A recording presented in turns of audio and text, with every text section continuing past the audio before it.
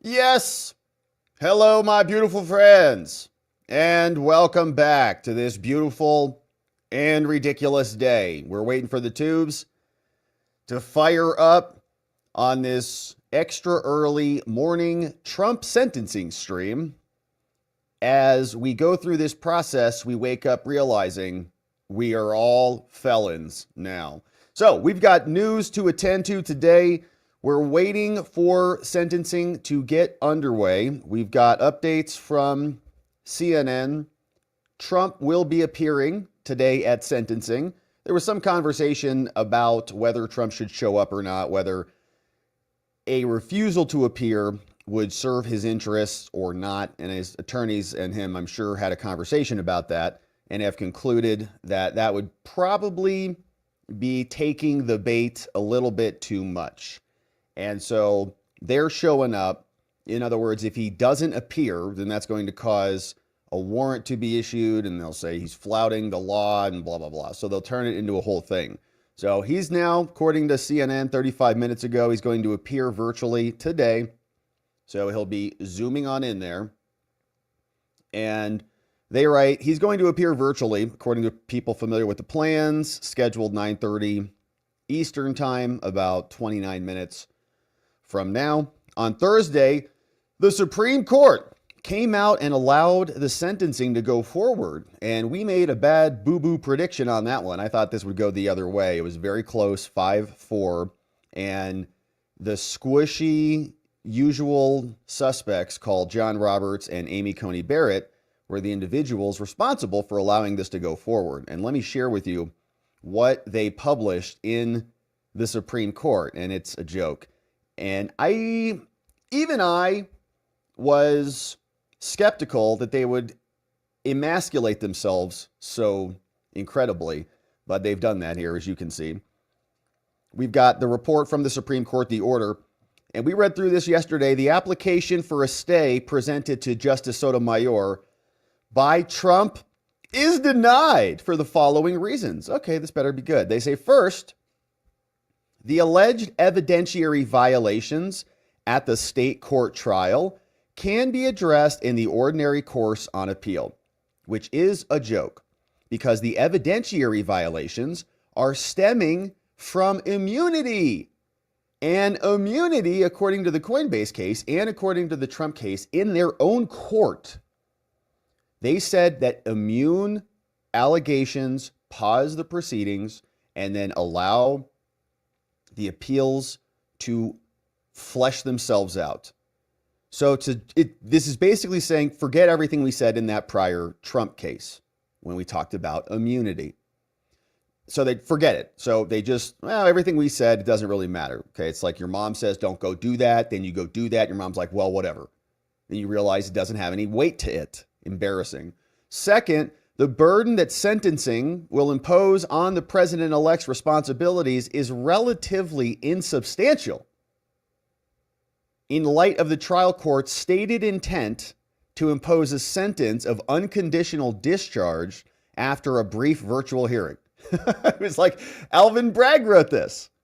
Well, it's not that big of a deal because it's only an hour and we're not going to impose any penalties.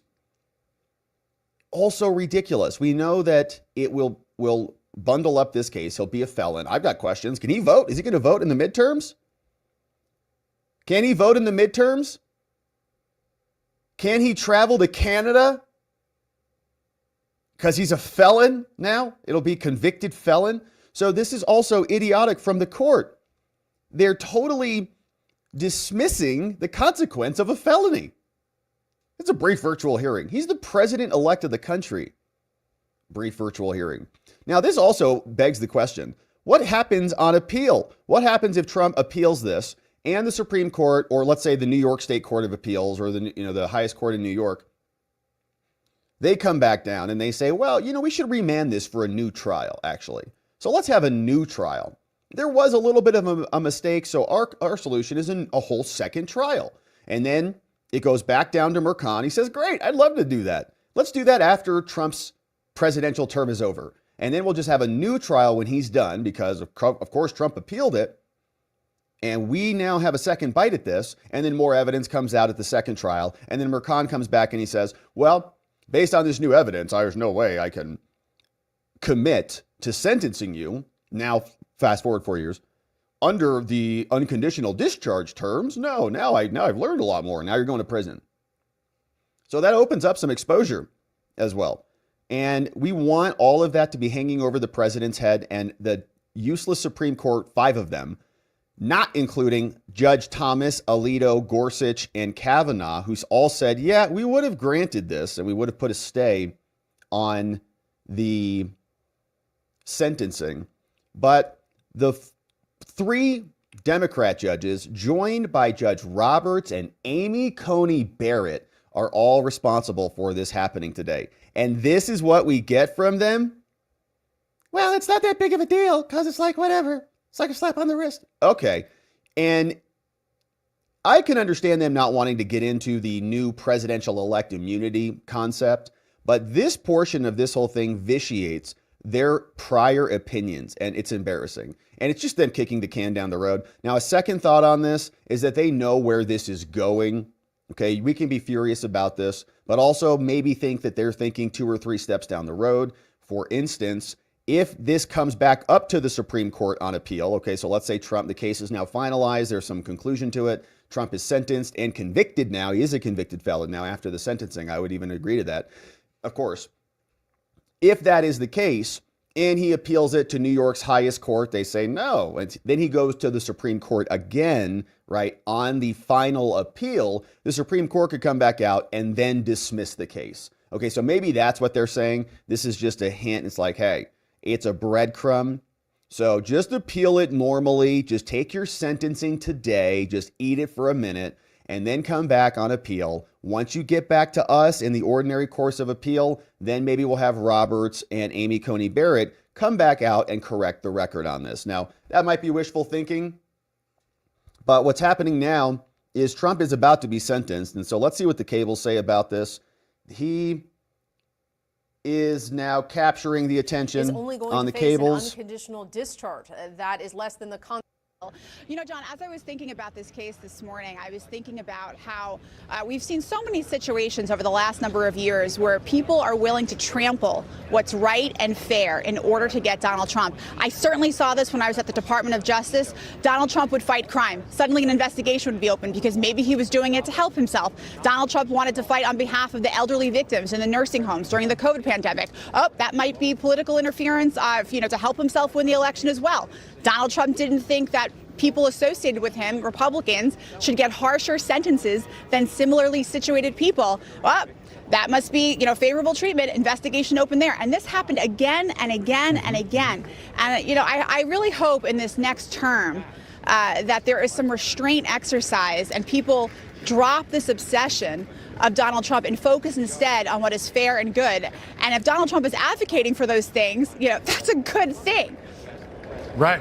Well, I expected all of that. All right, so we're going to keep our eye on what's happening there on the cables, but I also want to share what's happening from the people who are there reporting. So this gentleman, Tyler McBrien, is there, and you can see he's standing there in right outside the courthouse. Says, good morning from 100 Center Street. I'll be covering sentencing for Lawfare, and Anna Bauer is going to be handling it too. You can see here's a photograph right outside. A couple more replies from him. He says, man, it's a little chilly out in Chinatown, 26 degrees this morning. At 9:30, Trump's coming in, going to be sentenced for 34 felony convictions. As we know, Trump will be making the appearance via Zoom. Now, this has come up a couple times. Question about audio recording. It says, judge has allowed audio recordings for the first time for the duration of the trial, right? Because this is his big moment. Judge Mercan is really a person without, I think, any purpose or meaning in his life. He just is obsessed with Trump and stopping him. So this will be his big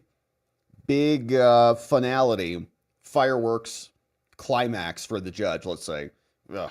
And so he's going to record it on audio. Now, I don't believe it's going to be live streamed, so I don't think that we're going to hear it in real time, but they apparently are going to release it later. So we'll keep our eye out for that. Now, he's waiting in the courtroom this morning. It's been a breeze. President-elect is not here. He got his ticket. He's going in, and there's more. So He's there. Now, Adam Klasfeld is also over there. He said, good morning from New York. He's going to be covering it live. We already talked about the Supreme Court and what they've done. A lot of stuff has been filed there. And we've also got Inner City Press is on the way. So he's over there about to be live tweeting. And so if we don't have a live feed of the audio, which I do not expect, then we'll just keep our eye on what the cables are reporting, and we'll keep our eyes on what the folks on X are reporting. And you can see here's just another general search, Trump. And you can see a lot of stuff being published here. So stuff coming in, and it's happening basically any minute now. So we'll keep our eye on it. We'll see what C-SPAN has for us. A couple updates from them. CNN, rather. They say his lawyers view the lack of a penalty as a significant victory, which is obviously true. They say it's less than a penalty for a speeding ticket, okay? It's not even, it's zero consequences at all, other than the label of felon. Even though Trump and his legal team fought to block the sentencing on Friday, they believe it's a significant victory. He's going to get an unconditional discharge, which means less than the penalty for a speeding ticket. Trump is, of course, unhappy about this. It symbolizes now a felony conviction, and that anger has driven their appeals. But Trump's lawyers see this as just checking a box so they can appeal a conviction, which is true, right? I mean, they're stuck at the moment. Now, the Supreme Court still should have never allowed this to happen. I think that they'll hopefully correct the record down the line, but his lawyers believe it's a victory. He faced 4 criminal cases, 2 cases related to the J6 case and the Florida classified documents case dumped because Jack Smith is not a real boy. Trump's lawyers expect Friday's hearing to last about 45 minutes. It should be very quick, especially since there's no penalty. Not going to be a penalty at all. In addition, and he's going to be on Zoom, in addition to comments from the judge and prosecutors, Trump lawyer Todd Blanche will speak during the virtual appearance. Emil Bove will also be in the courtroom. So I don't think Trump is going to say anything. It's not clear if Trump, who is appearing virtually, will speak, according to the source, but I doubt it. And so they're waiting for this to happen. Let's check in on what the president is saying and what he's up to today.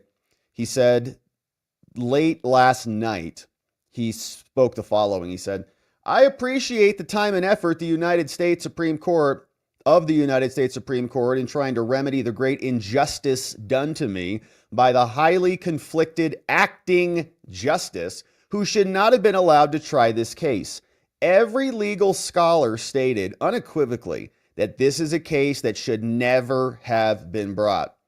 There was no case against me. In other words, I am innocent of all the judges' made up fake charges. This was nothing other than weaponization of our justice system against a political opponent. It's called lawfare, and nothing like this has ever happened in the United States of America, and it should never be allowed to happen again. To this day, this highly political and corrupt Judge Merchan, has put a gag order on me, which takes away my First Amendment right to speak about very important aspects of the case. For the sake and the sanctity of the presidency, I will be appealing this case and am confident that justice will prevail.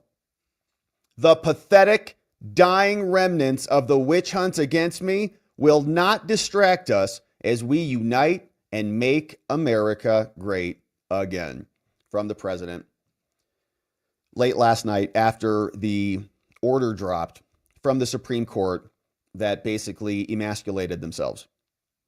So he, of course, is going to appeal it. You got to show up and be sentenced in order to appeal it. There's no appealing the Supreme Court's decision to anybody else. And so that is done.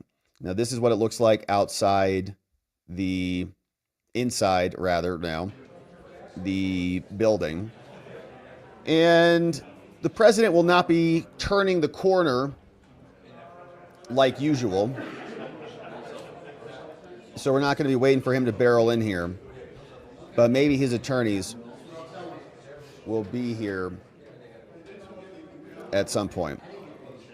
So we're going to keep our eye on this. We'll keep our eye on the cables as well. This woman's looking for the front door. All right, so they're coming in.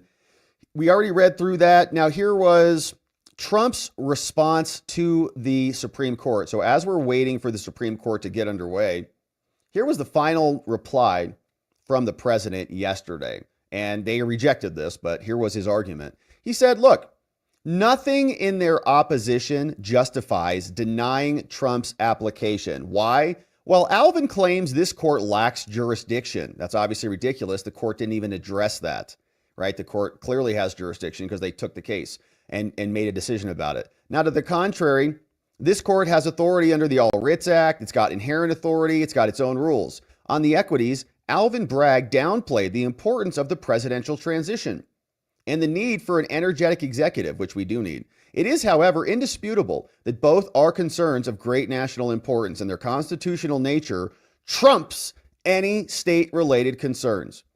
Federal government has the supremacy clause. They put it in there for a reason. Bragg also misreads this court's precedents to argue that it need not reach the question of whether Trump is entitled to an interlocutory review of his immunity claims. And the court, again, skipped right over that. Didn't even address it. Just said, well, you can appeal after it's over. What? Similarly, Alvin Bragg's analysis of Trump's claim that as president-elect, he's immune from criminal process completely disregards how this court has said those claims must be evaluated. In other words, you don't just have Merchan at the end of a trial just say, well, that looked like it was unofficial to me, and call it. Finally, Alvin Bragg does nothing to undermine Trump's argument that official acts evidence was improperly used to secure his conviction. And again, the Supreme Court didn't even address it. Thus, Trump's application should be granted and a stay should issue. But they said, well, it's just like a short hearing. And they are making him go through it. Now, here's what Trump said. Alvin Bragg made mistakes. He made errors. The relief cannot be issued, it was his argument, because the court lacks jurisdiction. Ridiculous. They say no. That argument assumes this court can only issue a stay under U.S. code, but that's not true. The power to issue a stay is well preserved in the All Writs Act. And because this court has potential appellate jurisdiction over these other federal questions, there's also another basis from this case. Now, indeed, this court's rule expressly contemplates the issuance of stays. Your own rules say you can do this by allowing them in the most extraordinary circumstances. Obviously, this qualifies. Issuing relief here is consistent with other cases where stays have issued despite other pending proceedings. Now, there is no need for a final decision in New York or an exhaustion of remedies through their highest court. This is sufficient here. And indeed, that should suffice under the rules. Trump's appeal involves immunity. This is a right that's separable from and collateral to the merits of the case. It's a whole separate issue. It's a question of whether you can even be prosecuted in the first place. And if you deny his stay request, coupled with this sentencing that's happening now today, it's going to make relief impossible. And so in sum, this court should grant a stay. Of course, they did not. They say Alvin Bragg is here whining about equities, saying this is very fair to let us sentence Trump. It leads by pointing to New York's policy of sentencing, they say, without unreasonable delay. And we don't want the feds to come in and interfere, which I can understand. No one likes the feds. But those do not trump the constitutional prohibition against state judges and prosecutors interfering with the president's duties. We also don't like political hack prosecutors that are trying to kneecap the country. Bragg's use of official acts evidence would eviscerate a president's immunity for his official acts. And the Supreme Court didn't even address this. Just said, well, whatever. Just let it happen. The lack of interlocutory review, which means in the middle of the case, we take it up. That action, if we don't do that, that denigrates the Constitution's requirement that the president has immunity. And likewise for Trump. Same for him as president-elect. The net result is a strike at the founder's goal of creating a vigorous and energetic executive to ensure we've got good government. And furthermore, sentencing a president during his transition creates a constitutionally intolerable risk of disruption to national security and America. And if anything, it is to be taken from Merchan's decision to let Trump appear virtually, right? These guys are like, they're like begging. Like, we are going to get him a pillow for his head. So he just shows up for sentencing. They're like, there are no burdens at all. We'll give him a massage. There's no burden. We just want that label. And that label is concerning because then, as we know, that's going to give them a basis for impeachment, and there will be lunatics making arguments under the 14th Amendment saying this guy insurrected and stole an election in 2016, not 20. 16, because that was put in the factual basis of this criminal indictment. So Trump can appear virtually. They say that's an indication that it will not incarcerate him, right? If they were going to incarcerate him, they'd want him there in person and they could take him into custody at that time. Is that everyone agrees that there are risks of this. The fact that you're having to roll out the red carpet for the dude to get him sentenced, like, no, come over here. It's like those vans with free candy on the side. You're like, no, we're not trying to steal any kids. No, it's just a weird white van with free candy on the side. Come on in here. Saying, look, we're going to mitigate the risks of this. Why? Because there are risks. But letting the sentencing go forward sets the precedent that those are permissible risks. You can impose those impediments on the presidency. And so thus Alvin Bragg's reliance on Judge Mercan's discretion, which is biased and partisan, based on the fact that he ranted against Trump and his ex-posts, and the fact that his daughter works for Democrats, and he gagged the president, and he made donations to Joe Biden. We're giving him discretion, and we're giving him a benefit of good faith, and that doesn't deviate from the Constitution? No. Bragg's minimization of the sentencing, it cuts against the claim that there is some urgent need to sentence Trump, right? The sentencing, generally, is to punish the offender. We can't let this guy run free. He's a danger. He stole an election. He falsified business records. He committed 34 felonies against the people of New York. And these lunatics have been screaming about this for years. No one's above the law. He needs to go to jail and blah, blah, blah. Now, all of a sudden, it's not a big problem. Now it's just, well, let's just get him, let's get this case finalized. It'll be good for Trump, in fact. That way, he'll have appellate rights all of a sudden. Yeah, right.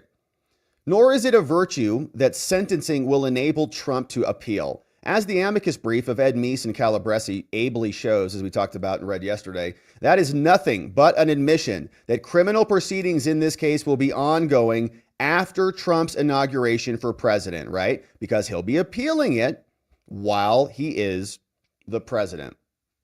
Thus, far from weighing against itself, that point weighs in favor of Trump. If he's going to have to go through appeals, that means the criminal case could be opened. And as I mentioned earlier at the start of this, what happens if it's a remand for a new trial? Thus, far from weighing against relief, that point weighs in favor of granting the application. Should have been stayed. This whole case should have been dismissed. Trump said, in sum, Trump and the constitutional structure and the nation are irreparably harmed by letting this sentencing go forward, while there are little to no harms in staying it at all. And as we continue, they say that Alvin Bragg is wrong. He says this case doesn't raise the question of whether an automatic stay is required. What? They misread your decision in Trump. Look, this court explained, and this is why, again, the Supreme Court emasculated itself again yesterday. This court explained that the evidentiary use, you guys wrote in your own words, that the evidentiary use of official presidential acts like they did in the Mercan case is inappropriate because it would permit a prosecutor to do indirectly what he cannot do directly. Okay, he could invite the jury to examine the acts for which the president is immune and prove his liability on any charge. So he could just go to the jury and other people and say, well, what do you think? Was that official or not? There's no distinction between the prosecutor or the jury holding the president liable for those acts which he cannot be found liable for. That's what immunity is. He's allowed to do those things. The prosecutor can't say, I can prosecute you for those things. Not allowed. So he can't export that to a jury to do it either. Nor does the current posture in this case matter. It doesn't matter that the trial is over. There's only one thing left to do: sentencing. Then there are direct appeals and thus potential future trial proceedings. Review and resolution of Trump's immunity claim adjudicates the propriety of those proceedings, and that necessitates a stay. And Bragg also ignores that in the qualified immunity context, which means, remember, we've got absolute immunity, presumptive immunity, and no immunity, this court has rejected the argument that you lose your right to an appeal by moving past a certain stage. Here, there is no reason to deny Trump's right to an interlocutory appeal and review because the criminal process has now reached this point. Doesn't matter. Even more irrelevant is the trial court's suggestion, Burkhan, that he has discretion, that it's inclined to oppose a sentence and disinclined to incarcerate Trump. Bragg does not say that it's binding. Everybody knows it's not binding. And that suggestion concedes the constitutional issue with sentencing Trump. It's little better than a promise of good faith from a man who has no good faith at all. And lastly, Alvin Bragg concedes that New York courts do have the power to review Trump's claims on an interlocutory basis and issue a stay. Trump has a right to presidential immunity and immediate review of that claim. And Bragg at no point has no valid excuse for the New York refusal to honor this. Its argument admits his own violation, but they're doing it anyways. And so Bragg argues that Trump's claim of immunity as sitting president means he should receive immunity during the elect period. Bragg called that baseless. Well, they say that's hard to see on multiple levels. Why? Well, that question has never been decided before. And just because it hasn't been decided before doesn't mean it's frivolous. In fact, a situation like this has never happened before, Bragg. And so furthermore, that only the current incumbent is vested with executive power does not mean that there are no Article 2 functions that could also apply to the president-elect. Thwarting an efficacious transition impairs the current vesting of the executive power, right? If you're a football quarterback and you're throwing to your receiver, you need both sides of that equation to work. It harms the quarterback if the receiver can't catch the ball. It hurts the quarterback. Currently, the executive branch is under the quarterback of Joe Biden. That's why we're losing every single game by 50 points. But what's happening is we need the receiver, which is Trump, to catch the ball. And if we have Alvin Bragg and Fannie Willis with tire irons kneecapping Trump multiple times, that is not good for America. We can't win games. It would be strange if the state was constitutionally allowed to prevent a president-elect from taking his oath because it rushed his trial and incarcerated him. That'd be ridiculous. Well, they're pretty close to that. And even if the state released a president-elect to allow him to take his oath, what if he was incarcerated? It's illogical to say that incarcerating a president-elect will not have an effect on his power. Incarceration will surely impair the president. And Trump has already pointed out the national security ramifications of this, and Bragg has no answers to that. Now, to say that such results do not offend Article 2 blinks reality, but that is what Alvin Bragg is saying is happening. And Bragg's argument also ignores that criminal proceedings in their effect don't end with criminal judgment or the inauguration. Direct appeals are available.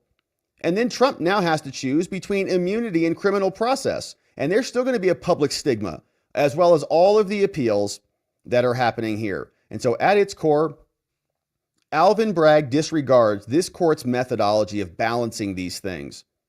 The balancing is done by considering the special nature of the presidency. And as this case illustrates, allowing a state to subject a president to the criminal process can cripple the vesting power of the current executive and the incoming administration. And this court has routinely and properly prioritized the effective functioning of government. And Bragg, by contrast, disregards that clear line. In this court's decision of two foundational errors, it errs as a matter of category by talking about immunity as something that derives from the fact that a person is president or president-elect. But that question is relevant to the immunity.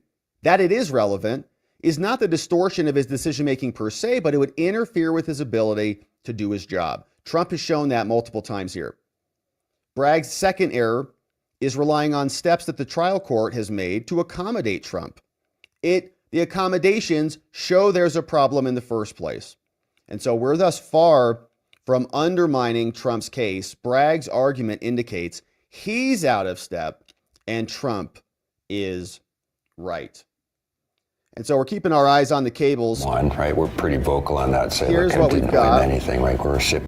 You jump through some hoops, you come back, and that'll be the end of your sentence. This is even better than that. It's essentially your sentence is no sentence. There are no conditions attached to that sentence. No probation, no picking up trash on the side of the road, no community service, no nothing. That is your punishment. No punishment. So the judge needs to put some things on the record. The law requires that. He has to explain why he's giving this sentence. That might take some time, but other than that, this may be shorter than your average sentencing hearing.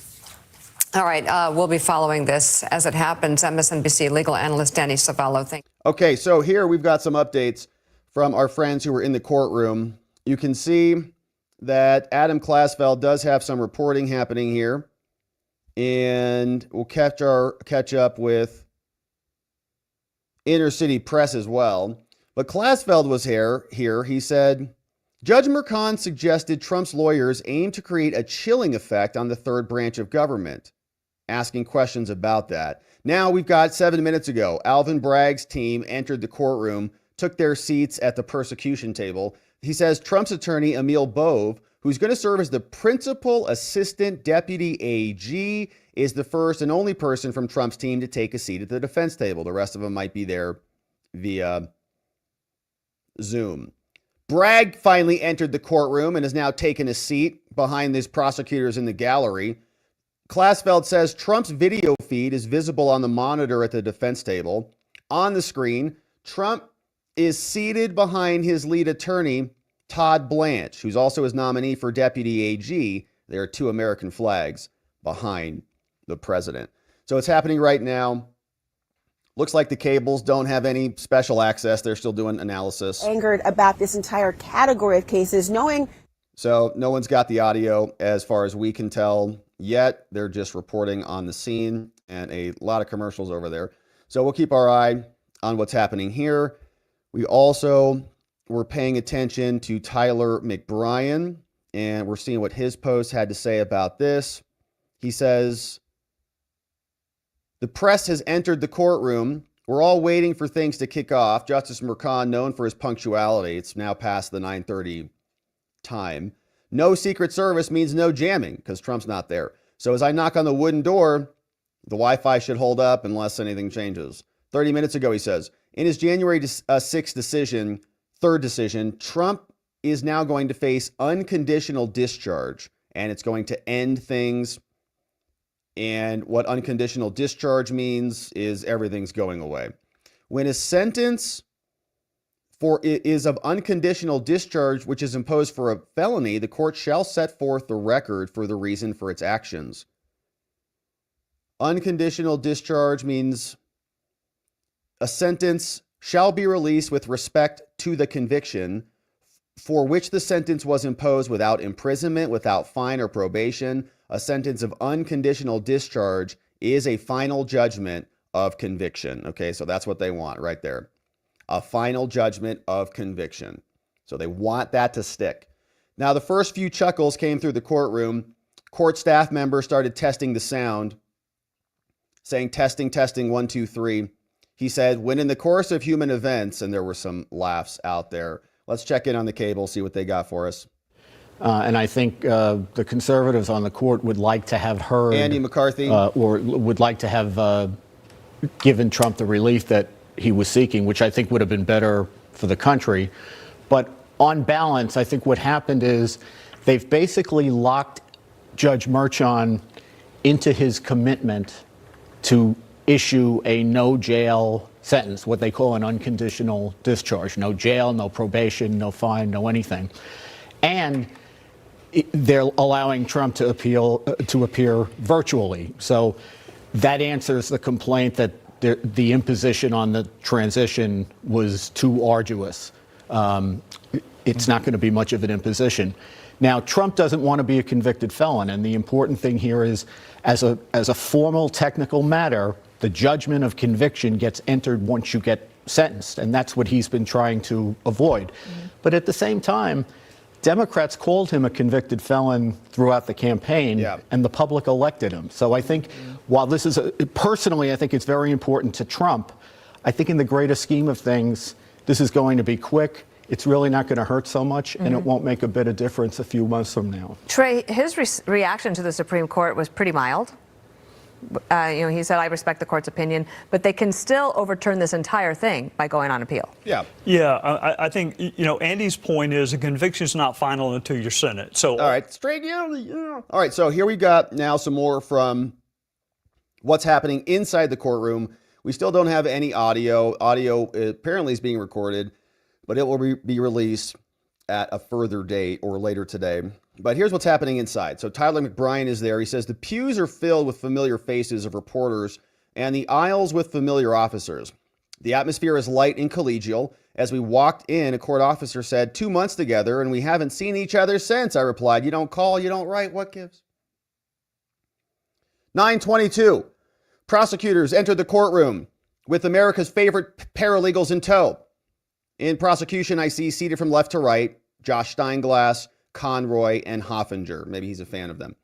At 9:25, Emil Bove enters and takes a seat at the defense table. Now, there's some uncertainty among the press where virtual Trump will appear. There are 4 big screens facing the press and another on the ground facing away. 9:27, Alvin Bragg and his team enter unassumingly, and they take their seat in the pews. Tyler says, I can barely make out the 2 small screens. There's virtual Trump, someone next to him, probably Todd Blanche, but his visibility is not that great.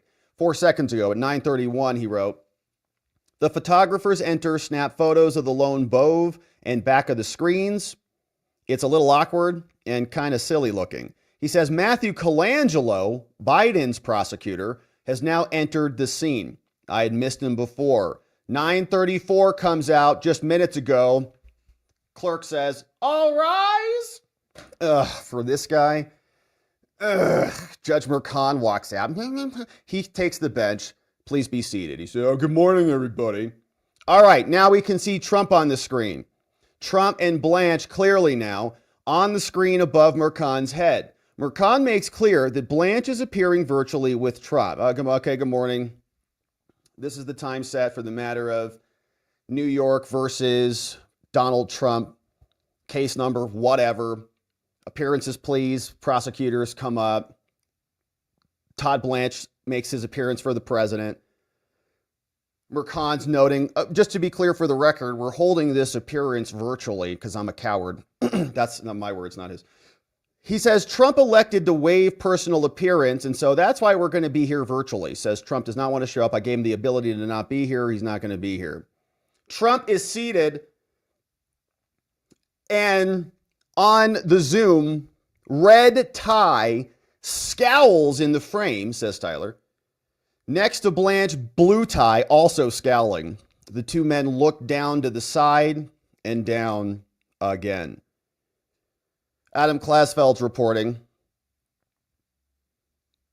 Merchan took the bench, addresses Trump's attorney, again appearing virtually. Here's the latest. 2 American flags behind Trump. And just like during Trump's trial, a pool of photographers entered to photograph the defendant.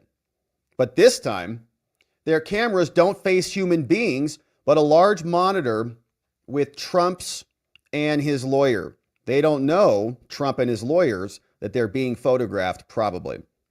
Merchan comes in, all rise, and the proceedings start. Now we've got inner city press reporting the same. You're going to hear me say a couple things over and over, but here is what he's reporting. Trump's on the screen, Emil Bove in the courtroom. Virtual sentencing is permitted, says the judge here in New York. I'm allowed to do this. And please look at the copy of the probation report, which was prepared by probation. And remember, we brought this point up before, that there wasn't even enough time to prepare sentencing memos. So Emil Bove, Todd Blanche would ordinarily prepare a memo, give my client an unconditional discharge, right? Or give my client 1 year probation, or give him 2 days jail or whatever, right? Depending on the client and the sentence. Same thing with the prosecutor. They come back out. They want 100 years in prison. They want the death penalty. They want Trump going away for. So they would prepare a report. They would all go to the judge. Then the judge would read them all, including probation, which should be like this independent, government neutral report. So he doesn't have the other two. So he just gives them probation and says, why don't you just read that? And so we're going to keep our eye on all of these feeds. Let's check in with the cable, see what they've got for us. And then you get. But in this case, isn't it a little bit unusual? I mean, the Supreme Court has discretion as well to say, and yet we understand the timeline here. There's an instinctive federal or presumptive federal notion that you shouldn't interfere with state criminal proceedings. You're dealing with lawyers. Justice Barrett has been notorious for this in her time in the court. She doesn't like the emergency docket. She doesn't like things to come right to the court. She likes it to go through in regular order. And she likes to honor presumptions like the Fed should stay out of it unless they really have to get into it. Anything on that, Trey? Yeah, she doesn't like the word interlocutory. I mean, the normal process is you wait until there's a conviction after sentencing, and then you can appeal everything. I do think there's some reticence to extending this immunity to someone who is not yet the commander-in-chief of the president. I don't know that he will prevail on the merits. I think his best argument is you have made me a felon and I'm about to have control over every weapon in our arsenal. I don't know if they raise that on appeal, but that to me is his best argument. That's an interesting argument in addition to, yeah. Okay. So anyways, here's what CNN's reporting. They say they got handed the probation report. Merchan said, why don't you take some time to look at it? Todd Blanche, who's appearing there, says, yep, Your Honor, I got a copy of the probation report this morning. I read it. Now on the screen, there are 4 boxes. Judge Merchan is on the upper left. Trump and his attorney, Todd Blanche, are on the upper right. Beneath them, his attorney, Emil Bove. On the lower left is the prosecution table. Trump is staring straight ahead while Merchan talks to Blanche. More updates. Judge says, well, let's impose sentence, please, says Merchan. It's going to be a short hearing. Trump attorney says probation report has some out-of-date facts. He says, Your Honor, yeah, I've had a chance to review the report, says Todd Blanche. There are a few out-of-date facts in the probation report about other cases. Because of the date of the report, however, none of those details affect today's hearings, and so we can proceed and move forward. Now we go back to our friends. Let's see what Inner City Press has here for us. From the court, handed a probation report. Judge Merchan, Mr. Blanche, Trump's defense attorney, any objections to the report? Your Honor, it is out of date. But given what we expect to happen today, where you're not going to be able to do anything to him at all, we have no objection. Now here, Trump is leaning in towards the camera. Trump's looking in here. You're in big trouble. You're all in big trouble. Trump leaning in. Blanche is leaning back towards the 2 American flags from Inner City Press. Let's see what the latest is here from Klasfeld. And his most recent report, All Rise. That's what we've got from him. Things moving slowly. Tyler's writing, Merchan asked Blanche to confirm receipt of the report. He's got a copy. Your Honor, some of the facts and procedural history not up to date, but I don't have anything else to put on the record. How about you, Alvin Bragg? Anything else to report or for you guys to put on the record here? Steinglass says he's a prosecutor. Just a moment, Your Honor, reviewing this. Merchan looks out over the courtroom. Stoic, but calm. In other words, his typical posture.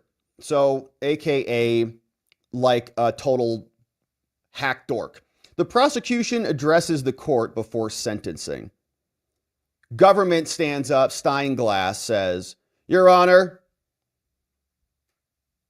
the state agrees the court can impose a sentence. You can impose a sentence, the range being anywhere from prison under the law to a variety of non-incarceratory sentences, anywhere in between. And due to the unique posture, though, of defendant's status as president-elect, this hurt for them, the people recommend a sentence of unconditional discharge. Unconditional discharge is what the prosecutor says.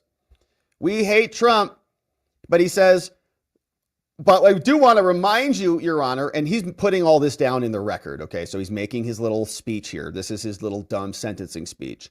But we do want to remind the court that the jury found Trump guilty of 34 counts of falsifying business record and of the sanctity of the jury's verdict that was found in the due course of New York law and the deference that may be afforded to it. Okay, so this is him coping extremely hard.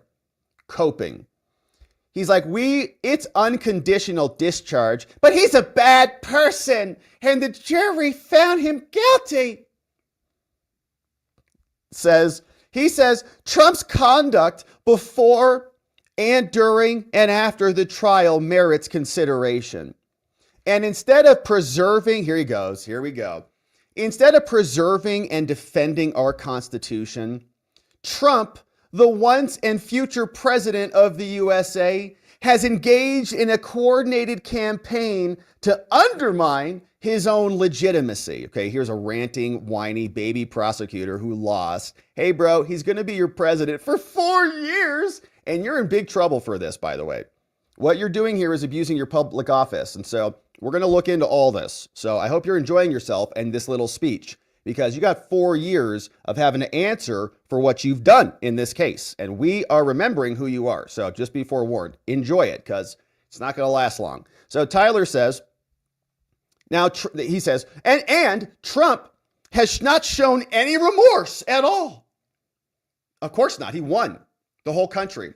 And instead has shown disdain for our institutions and the rule of law, all for his own ends. Prosecutor whining, crying. Trump said, Your Honor, corrupt. He used the word rigged. He called it a witch hunt. He called it a sham.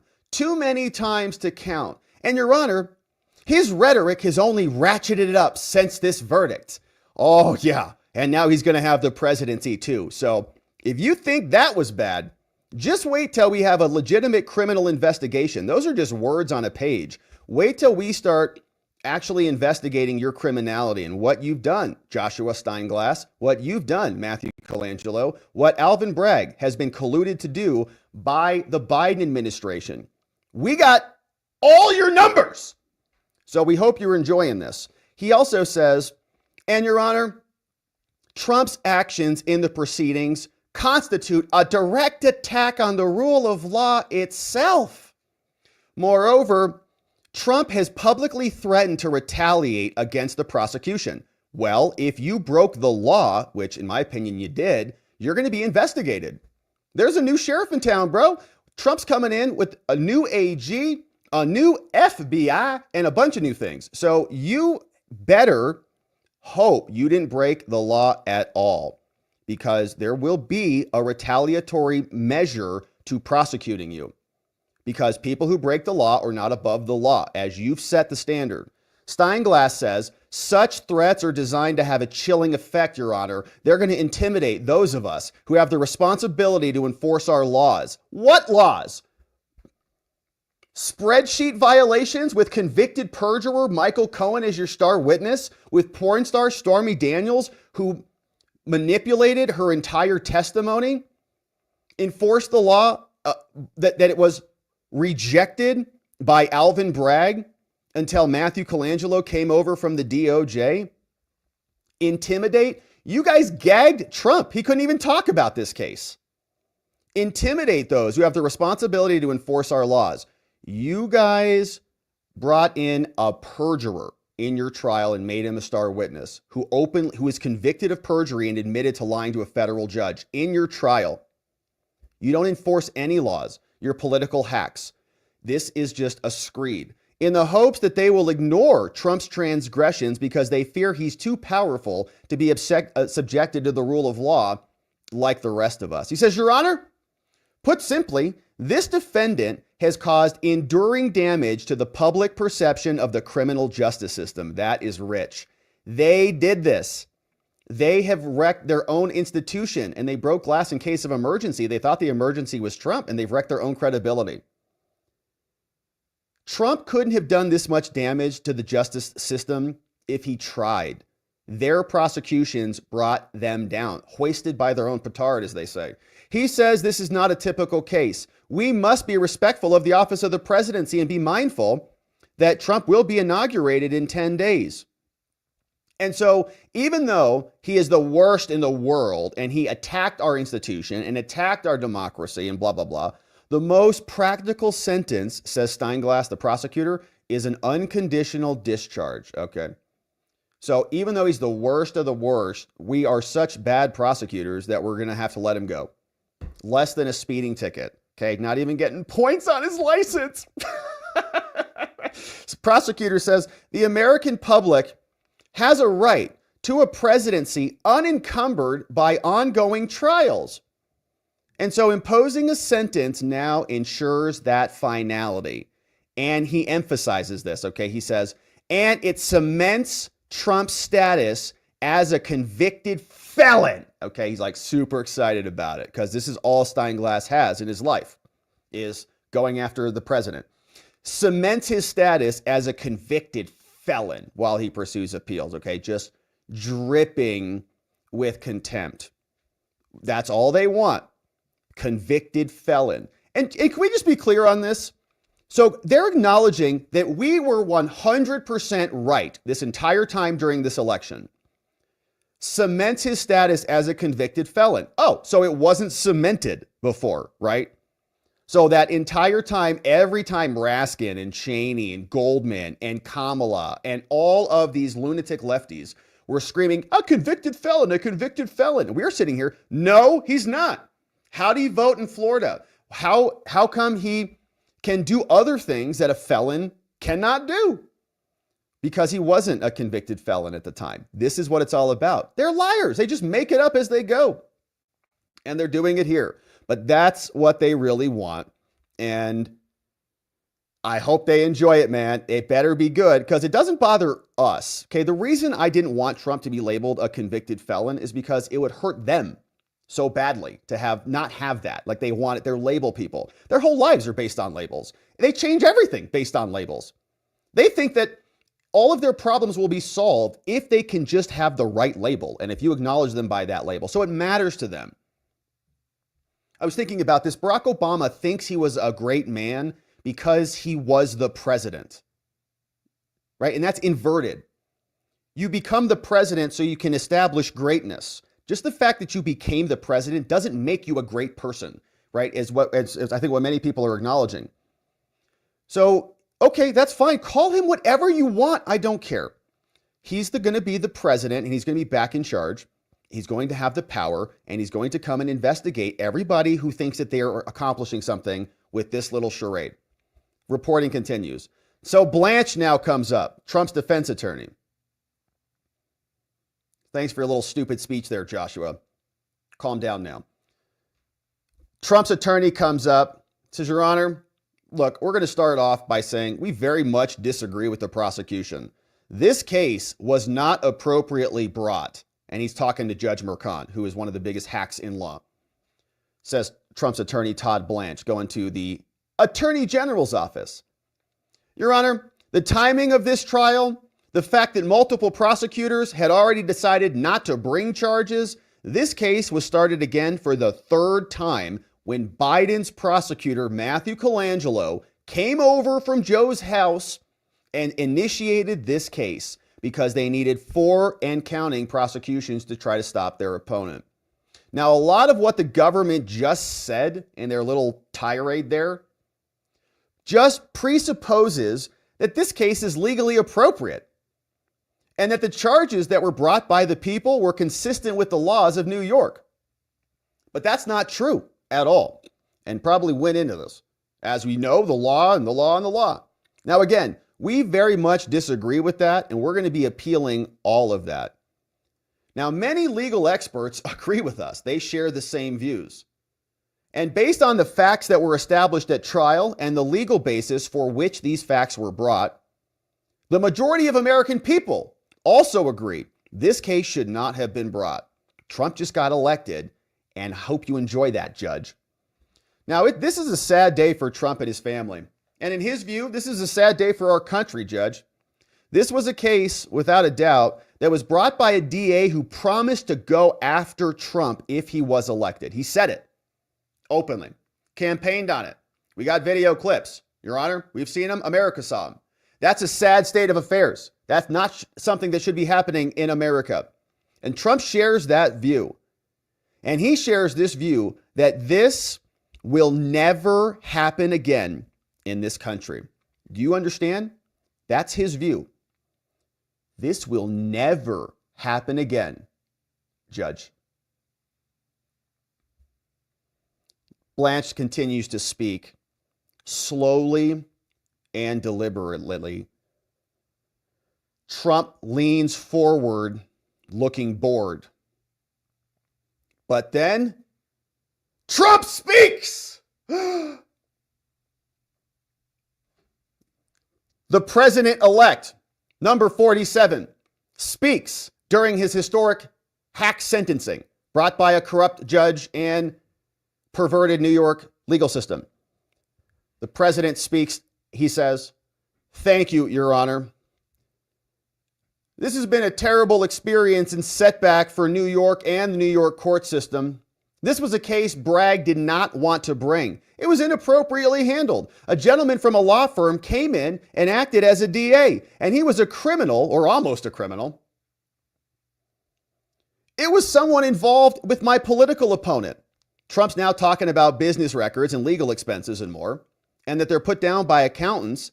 They're called a legal expense, Your Honor. That's what I paid. And for this, I got indicted. It's incredible, actually, says Trump, that we're here. The top legal experts, highly respected people, virtually everyone I know of, not one, someone chuckles, these people are not exactly friends of mine, all said this case should not have been brought. Turley, Jonathan Turley, Judge Rifkin, Eli Honig from CNN, Alan Dershowitz. I get indicted for business records. Everyone should be accurate, Trump says. This is a witch hunt. And by the way, we've won a ton of votes in the election. Everyone knows that we won. Swing votes, all 7 states, Hispanics, African Americans, everybody, Latinos, everybody won. It says Trump is winning majorly. Now let's see what inner city press is reporting for us to see if we can parse through another set of notes today. Copies coming in. Trump is now speaking. Before Trump speaks, Blanche said, Your Honor, the American people got to decide as the trial was held during the election. Trump was elected. This DA promised he'd go after Trump, and that is sad. Trump now speaking. Your Honor, this was a case that Alvin Bragg did not want to bring. He thought it was inappropriately handled before he got in. Then they brought in Pomerantz and Kerry Dunn, those two from a law firm, and it was criminal what they did. Let's go, Mr. President. You're right. It was criminal. He was involved with my political opponent, and what I paid was a legal expense. And experts who are not friends of mine all say this case should have been brought, not have been brought. There were legal expenses. I paid them. This was done so I would lose the election. Obviously, that did not work, okay? They brought this case to make me lose, and I have now not lost. I have, in fact, won. Top legal experts agree. He says, voters have been watching the trial, says the president, so they understood it. I wasn't allowed to use the lawyer-client privilege or use the discrediting info from the Southern District of New York, which was brought against Michael Cohen. He's a man who has no standing and who was completely disbarred, says Trump. Trump's talking about Michael Cohen. He was allowed to talk as though he's George Washington. And guess what? He's not George Washington, said the president. I was the first president in history to be under a gag order. I'm totally innocent. I did nothing wrong. They talk about business records, but they were extremely accurate, and I had nothing to even do with them. And one of our largest, most important cities is now burning to the ground, said Trump. With all of the wars and horrible things going on, I got indicted for calling a legal expense a legal expense. You're kidding. He now says that the DOJ was involved in the New York case. And Tyler says, without evidence. I've got plenty of evidence. Matthew Colangelo left the DOJ and came over here. How's that for evidence? They call it lawfare, he says, and ends by saying he was treated very, very unfairly. And I'm done. So Trump's done. Merchan says, thank you, Mr. President, and begins almost immediately. So Trump's statement is now over. Let's see what Klasfeld is reporting on what the latest is. Trump says, this has been a very terrible experience. It has been a setback for New York and the New York court system. Other quotes. As usual, Trump calls it a political witch hunt because, of course, it is. And Trump's lead attorney said he disagreed with everything else that was reported by the prosecutor. Let's see what CNN has for us. They've got some recent updates, some more from Trump. Let's recap what they captured from him. And Trump's lawyers plan to appeal the verdict. Trump begins his statement at today's hearing saying, this has been a very terrible experience. I think it's been a setback for New York and the New York court system. This is a case that Alvin Bragg did not want to bring. It's been a political witch hunt, and it was done to damage my reputation.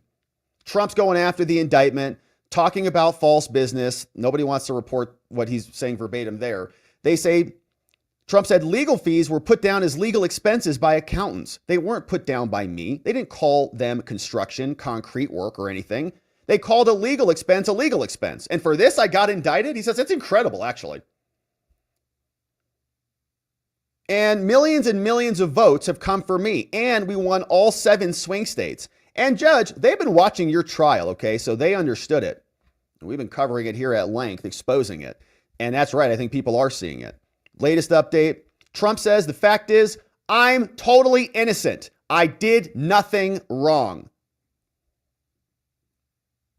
And the judge comes right back immediately and says, thank you, Mr. Trump.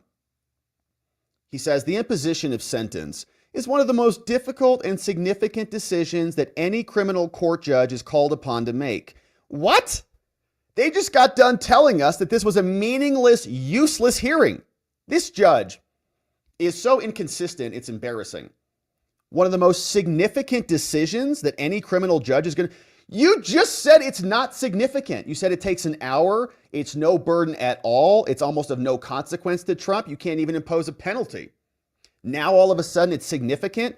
It's significant because this is your big climax event. We know how excited you've been for this. Been waiting for this for years. Trump calls out his former lawyer, Michael Cohen, as well, calling him not George Washington. These updates are coming in out of order. As Judge Merchan speaks, President-elect Trump is leaning forward. He's alternating between looking at Merchan and looking down and away from the screen. Let's see where we're at with Tyler. Merchan begins almost immediately. He writes, Merchan. Okay, so Trump wasn't done yet. Calling out Cohen, I was the first president in history to be under a gag order. I'm totally innocent. I did nothing wrong. They talk about business records, but they were extremely accurate. I had nothing to do with them. Meanwhile, one of our largest, most important cities is burning to the ground, says Trump. With all the wars and horrible things going on, I got indicted for calling a legal expense a legal expense. Merchan begins. Judge says, well, I start today by noting that we took an unusual step to alert Trump of the sentence ahead of time, just to get him to show up. And I'm explaining the reasoning behind the sentencing and why we're doing it this way, why Trump will be having a discharge. He solemnly begins an unconditional discharge. He solemnly begins, says Tyler. He says, well, with the purpose of sentencing is the judges decide. And in my time on the bench, opines Mercan, I've been called on to exercise this weighty responsibility for defendants ranging from nonviolent crimes to heinous crimes. It's always difficult, says the judge. And this has been a truly extraordinary case, says Mercan, citing media attention and security. But the trial was something of a paradox because it was more special or unique than the others conducted during the same time. It was no more special or unique. It was extraordinary, right? I got all this attention, but it's the same as any other. It's the same burden of proof, same procedure, same jury of ordinary citizens. No, they're not. They're Democrats from New York and Manhattan. And it was all conducted pursuant to the rules of procedure guided by the law, says Mercan. So he's enjoying himself. Okay, this is where the judge is like, I did a great job. He's just rubbing, he's really enjoying himself. He praises the clerks, the court reporters, court officers, and everybody. You guys are amazing. We're amazing. We did a great job fighting against Adolf Trump.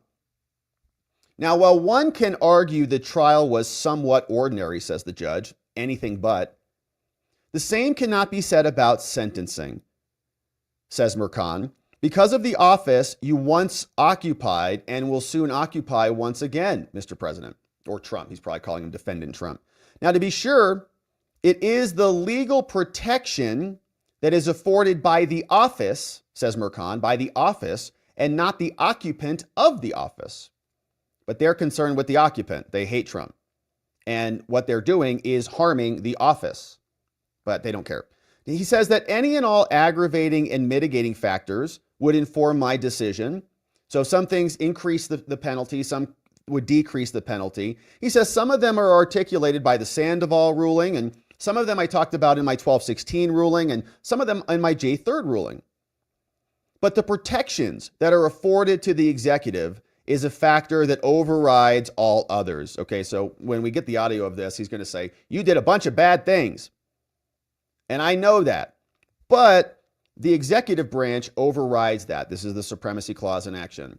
Now, despite the extraordinary breadth of those protections, one power that they do not provide Trump is the power to erase a jury verdict. Donald Trump, the ordinary citizen, the criminal defendant, says the judge, would not be entitled to such considerable protection, says Mercan. And these protections are extended to the office holder of the presidency, far exceed those of ordinary citizens. And through that lens and that reality, this court must determine a lawful sentence. So I want to send you to prison forever, but I can't. And so this court has determined that the only lawful sentence that permits entry of judgment and conviction without encroaching on the highest office in the land is the sentence of unconditional discharge, says the judge. So no penalty at all, no fine, no probation, nothing. They're just going to slap him with that convicted felon label. That's from Tyler. And he says, of course, Judge Mercan imposes the sentence, unconditional discharge, to all of Trump's 34 counts. He says, sir, I wish you Godspeed as you assume your second term in office. And that might be the end of the hearing. He called him sir, unconditional discharge. So it's simultaneously infuriating and pathetic. And it's really pathetic that they would go through all of this just for this. Like this is what they're so happy about. They're strange folks. So Mercan hits his climax, his climactic event. After all this is over, he calls him, sir, I wish you Godspeed. After he just got done taking a tire iron repeatedly to his knees for his own self-gratification, like a sick person. So that is what Tyler Bryant reported. We do appreciate the reporting from Tyler McBrien. He says, the court has determined The only lawful action is what it is. Mercan takes leave. Virtual Trump and Blanche disappear from the screens with a bloop. Prosecution exits in orderly fashion. Emil Bove is hanging out, lingering by the defense table, looks at his phone, and that's it. We're allowed to leave. Exits at 10:09. Press gets up, packs up, and they're gone. So let's see what else we are picking up from the other reporting crew. Trump continued to report. He says, I was under a gag order. I assume I'm still under it. I don't know. I'm totally innocent, and it doesn't sound like we heard about the gag order. So my argument would be the gag order is now closed. It's now done. Case is closed. Everything is there's no reason for the gag order anymore. It's final. I did nothing wrong. The business records were accurate. They were done by a bookkeeper, corroborated. And with all that's happening, said Trump, there's a city burning to the ground. You've got a gentleman sitting right there, says Trump, who was with the DOJ. He got them to move on it. They call it lawfare. I'd just like to explain I was treated very, very unfairly. Thank you very much. Judge says, thank you, Mr. Trump. So I have sentenced countless defendants, sex trafficking, homicide. This circumstance is unique. This has been an extraordinary case. Media, but once the courtroom doors closed, it was just a trial. We had jury selection. Judge said, it's my obligation to consider all aggravating factors already in my Sandoval rulings and other rulings, and the protections afforded to the office of the president are not a mitigating factor, but they are a legal mandate. And this power doesn't include erasing a jury verdict. Trump's leaning back. Both have American flag lapel pins. Judge says, well, unconditional discharge has been affirmed as appropriate, and so I impose it. Godspeed. Over from Matthew Russell Lee. And Klasfeld reporting he was also there on scene, called it the only lawful sentence he can impose, unconditional discharge. And his final words, sir, I wish you Godspeed as you pursue your second term in office. Thank you. So that's it. Sentencing is over. Trump gets no penalties at all. Mercan calls him sir, gets out of there. Says, I don't need to repeat the aggravating factors. I've already written about those. But the extraordinary legal protections overrides everything else. It doesn't reduce the seriousness of the crime or justify its commission in any way, said Mercan. But ordinary citizens don't get those privileges. And the citizenry decided you should once again receive the benefits of those protections. You are right. We did agree to that. And that is the sentence. So it is now done.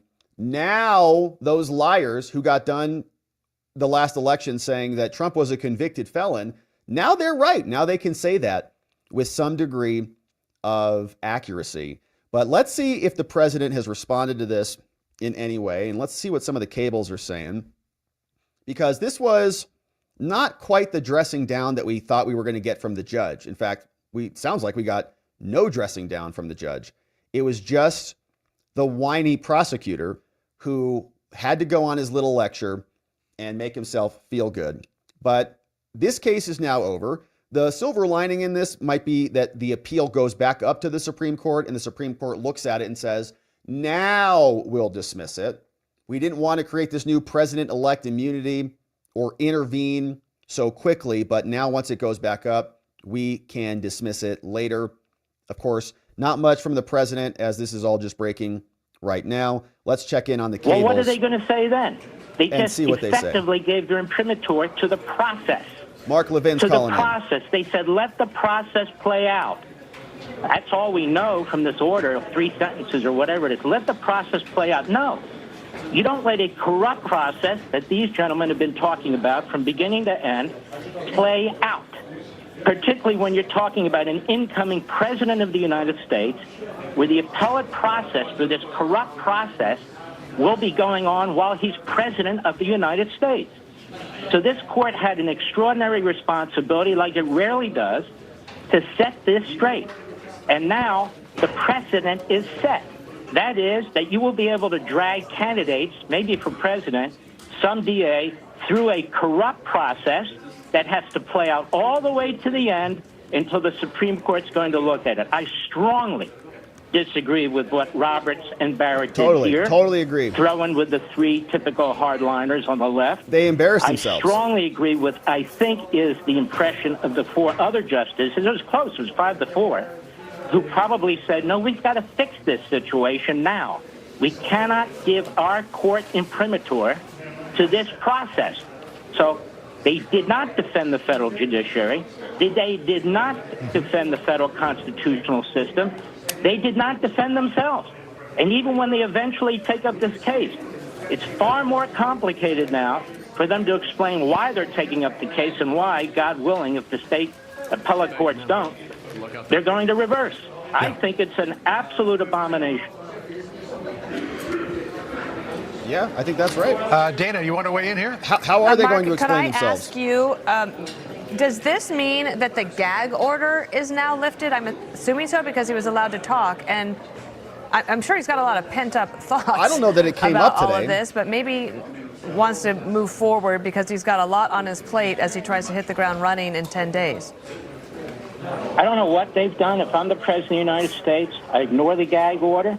I tell the judge, you go ahead and hold me in contempt if that's what you want to do, and then I will litigate that issue to the end of the earth. He's the President of the United States. He needs to be able to speak freely. That gag order was just part of a long list of unconstitutional acts by this man. To cover up the judge's own corruption. And if the judge doesn't like it, too damn bad. What's he going to do? Send him to prison? Then the Supreme Court will take up the case. Then he can resolve the matter. You see, what Merchan did here, the reason he didn't imprison him or give him an ankle bracelet or really penalize him in any way was because he knew the Supreme Court then would take up the case. Because he would be interfering with the function of the federal government. He would be interfering with the office of the presidency. So what does he do? This guy's a schemer. He says, you know what? I'll put I'll put the scarlet letter on, but I'm not going to punish him, quote unquote, because then I will have a problem with the Supreme Court. And just briefly, think about that. So in other words, if he said I'm going to imprison the president, or he says he's going to get an ankle bracelet, or I'm going to fine him for $500,000, or I'm going to do all these other things, does anybody really doubt that the Supreme Court wouldn't take that up? The Supreme Court would take it up, and it would take it up in part because of a half-century-old 2000 memo by the Department of Justice Office of Legal Counsel. They didn't even address that. So Merchan says, I'm going to skate this. And with the abomination to me on top of everything else with that short order was they actually cite the fact that really Merchan's not going to punish him as one of the reasons to let it go. Right, they cited it. They were played. Those four justices in the minority, they knew that. They saw that. I'm sure they did. And again, I think a Rehnquist would have seen it. A Scalia would have seen it. They had more reason to take this case than they did Bush versus Gore, and now we're stuck with it. Yeah, it's bad. Mark Levin, thank you so much for joining us. We just showed you some video of Todd Blanche, President Trump's lawyer, who has left the courtroom. So, Andy, where does this go from here? If the gag order doesn't exist anymore, right? What would you do? What would you suggest? I think finality for the goose is finality for the gander. Yeah. Final means it's over, which means Merchan doesn't have any jurisdiction over this case anymore. It's going up on appeal. The case is over. That's what they said they wanted. They needed to impose sentence here so he could enter the judgment, and that would be the end of the case. But to my mind, the end of the case means it's the end of Merchan's jurisdiction to tell President Trump anything. He'll just have to wait for the next case. Yeah, but he can appeal it. And what if he appeals it and maybe they say, well, there was an error with some of that evidence that came in. So maybe that Madeleine Westerhout and that Hope Hicks testimony should not have come in. It was official acts. So Merchan, just do the trial over again. We remand for a new trial. Happens all the time. You remand for a new trial. And you have a whole new trial again. So is the case really closed? Like if Trump doesn't appeal it, then yeah, it's closed. He'll be stuck with that felony conviction. But if he appeals it, it's still open. There's still a whole bunch of other things. Technically, the felony conviction will stand, but he'll post a bond. He'll appeal, post a bond, and it's still legally possibly open, right? There's a whole different slew of things that could happen, and it's not really closed because Trump has indicated to us that he will appeal this, and we saw that from the president himself in his own post. And so now I'm trying to dig up here the president's. Yeah, so here's what he said, right? Already said before the sentencing occurred, I will be appealing this case and I'm confident justice will prevail. So he'll continue to fight this, but that doesn't lead to finality. So we'll keep our eye on it. Let's see what else we've got from the cables. Your thoughts about all of this, because it merely looks like Alvin Bragg and Judge Merchan went on a big game hunt. They bagged their trophy and they hung him on the wall with the scarlet letter F on his forehead now. It has no practical purpose in terms of the president's abilities to be able to carry out his duties as president. But as Trey pointed out, the felony conviction follows him around until it's either overturned or until the day he dies. So how do you view all of this? Yeah, I think you're right. To me, it was an obvious sham from the beginning. The fact that you had to cobble together a novel form of charging him and take all these non-felonies and turn them into a felony. We'll see when Trump files his notice of appeal. I mean, that stuff could hit today, as far as we know. Let's see what CNN's saying. That today, he was saying, though, that there were other factors that had more weight than that, and that was the fact that Trump was going to be resuming the presidency. But the judge underscoring that it's the office of the presidency that has this extraordinary status, not the occupant of that office. So really trying to underscore that this was about the presidency and not that protections were because of the presidency, not Donald Trump, who he said as an ordinary citizen would not have any of these protections. So the judge did issue this sentence of an unconditional discharge, but he was underscoring that he felt it was important today. The people had voted and spoken. Trump was going into the office, and because of the importance of the office, this was the most viable sentence he said he could issue to bring finality to this case, to lock. All right, so here is the photo of what it looked like inside the courtroom. Look at those two good-looking gentlemen, baby. We're all felons now, baby, all in America. You're a felon, you're a felon, you're a felon. We're all felons. Trump looks sharp. Todd Blanche looking good. Zooming into the courtroom.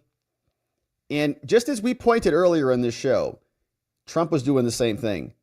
I know who you are. We got your names there, buddy. So hopefully you enjoyed your corruption and your little scam, because we got your name. All right, so that is what CNN has for us. Trump was sentenced. We already went through all of that.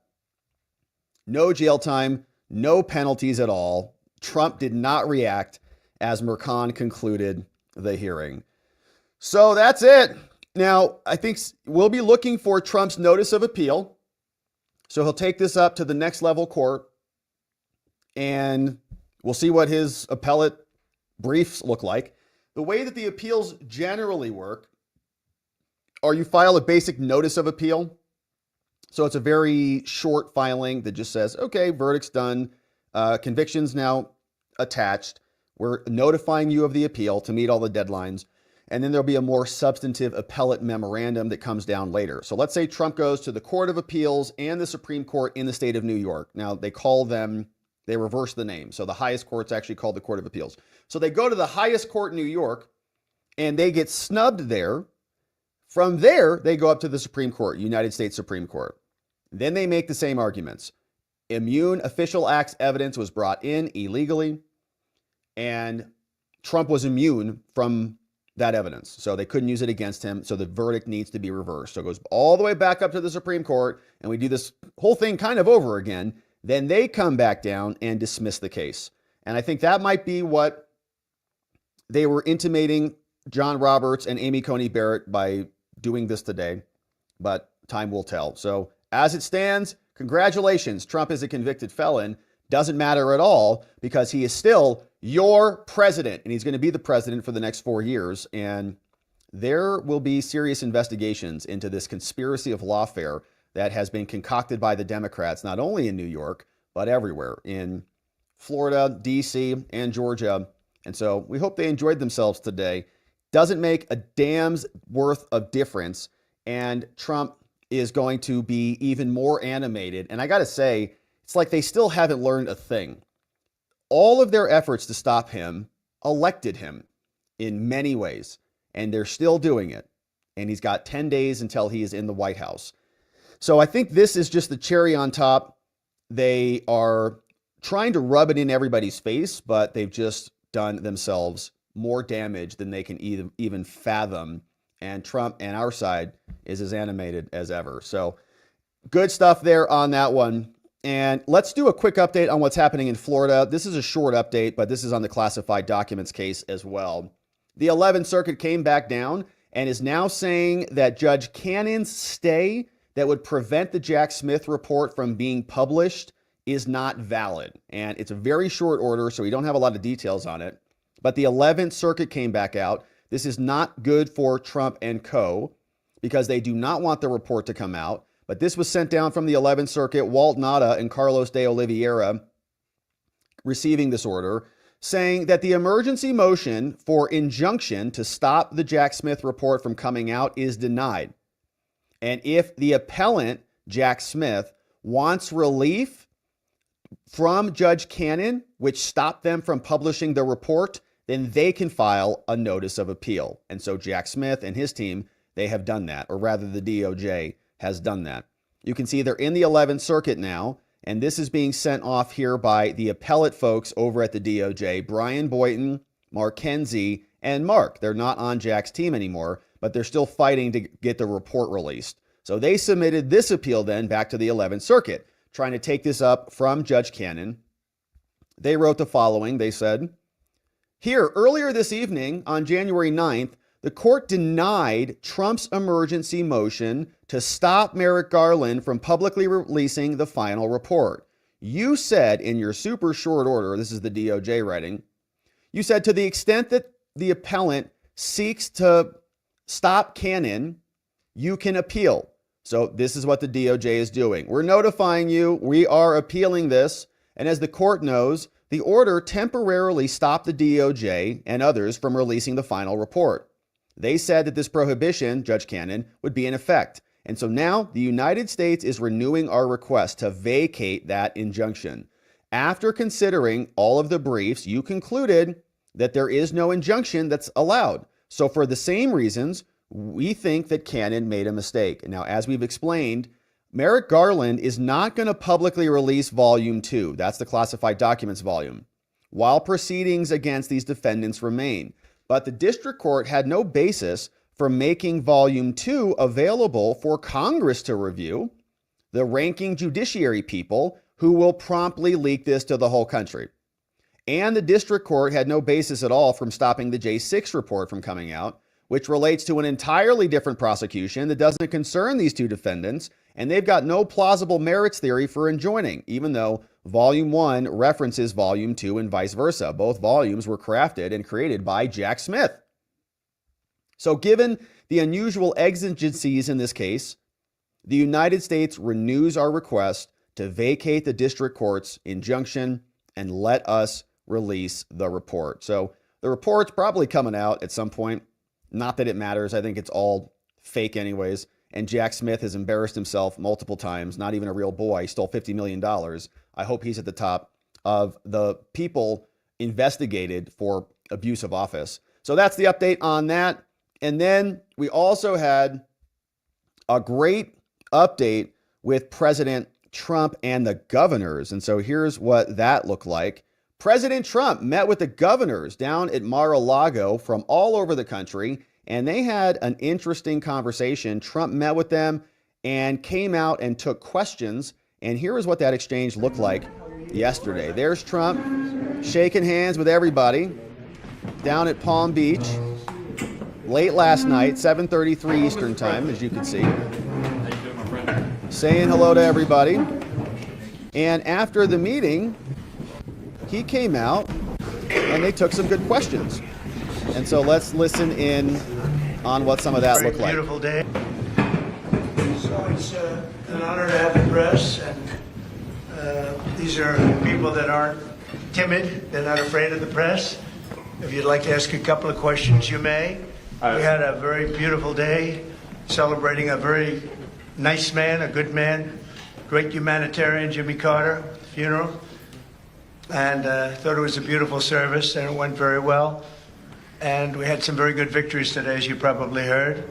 Go ahead. Any questions, Peter? Yes, President Trump, just a few minutes ago, the Supreme Court ruled that they are not going to slow down the sentencing. It's on for tomorrow. Now what?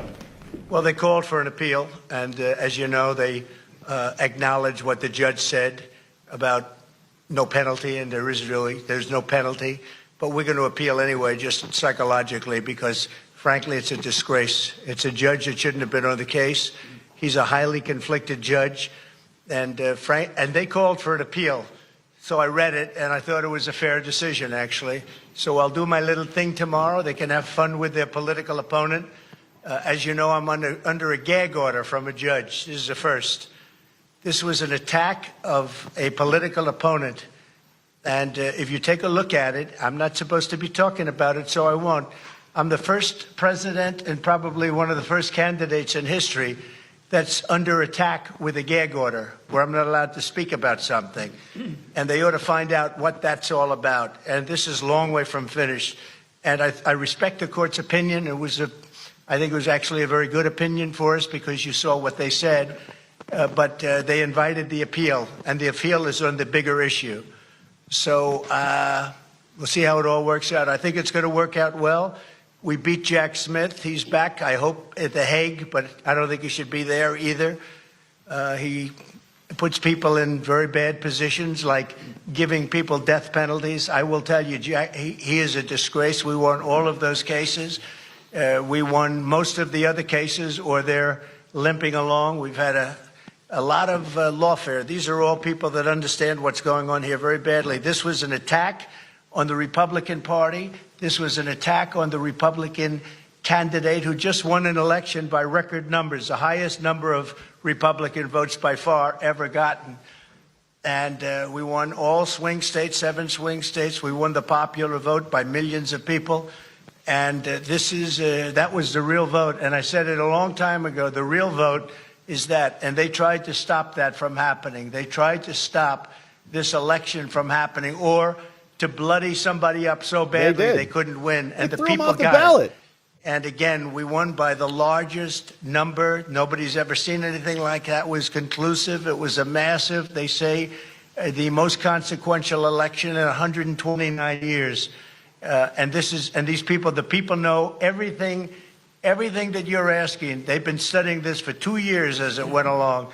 And hopefully it'll never happen again, an attack on a political opponent. So Peter will be appealing the decision. They're asking for an appeal. And that's on the fact, on what's going to happen, much more importantly than tomorrow. Off the top, you mentioned... Great response. And Trump is reading into exactly what we were pointing out earlier, which was this statement.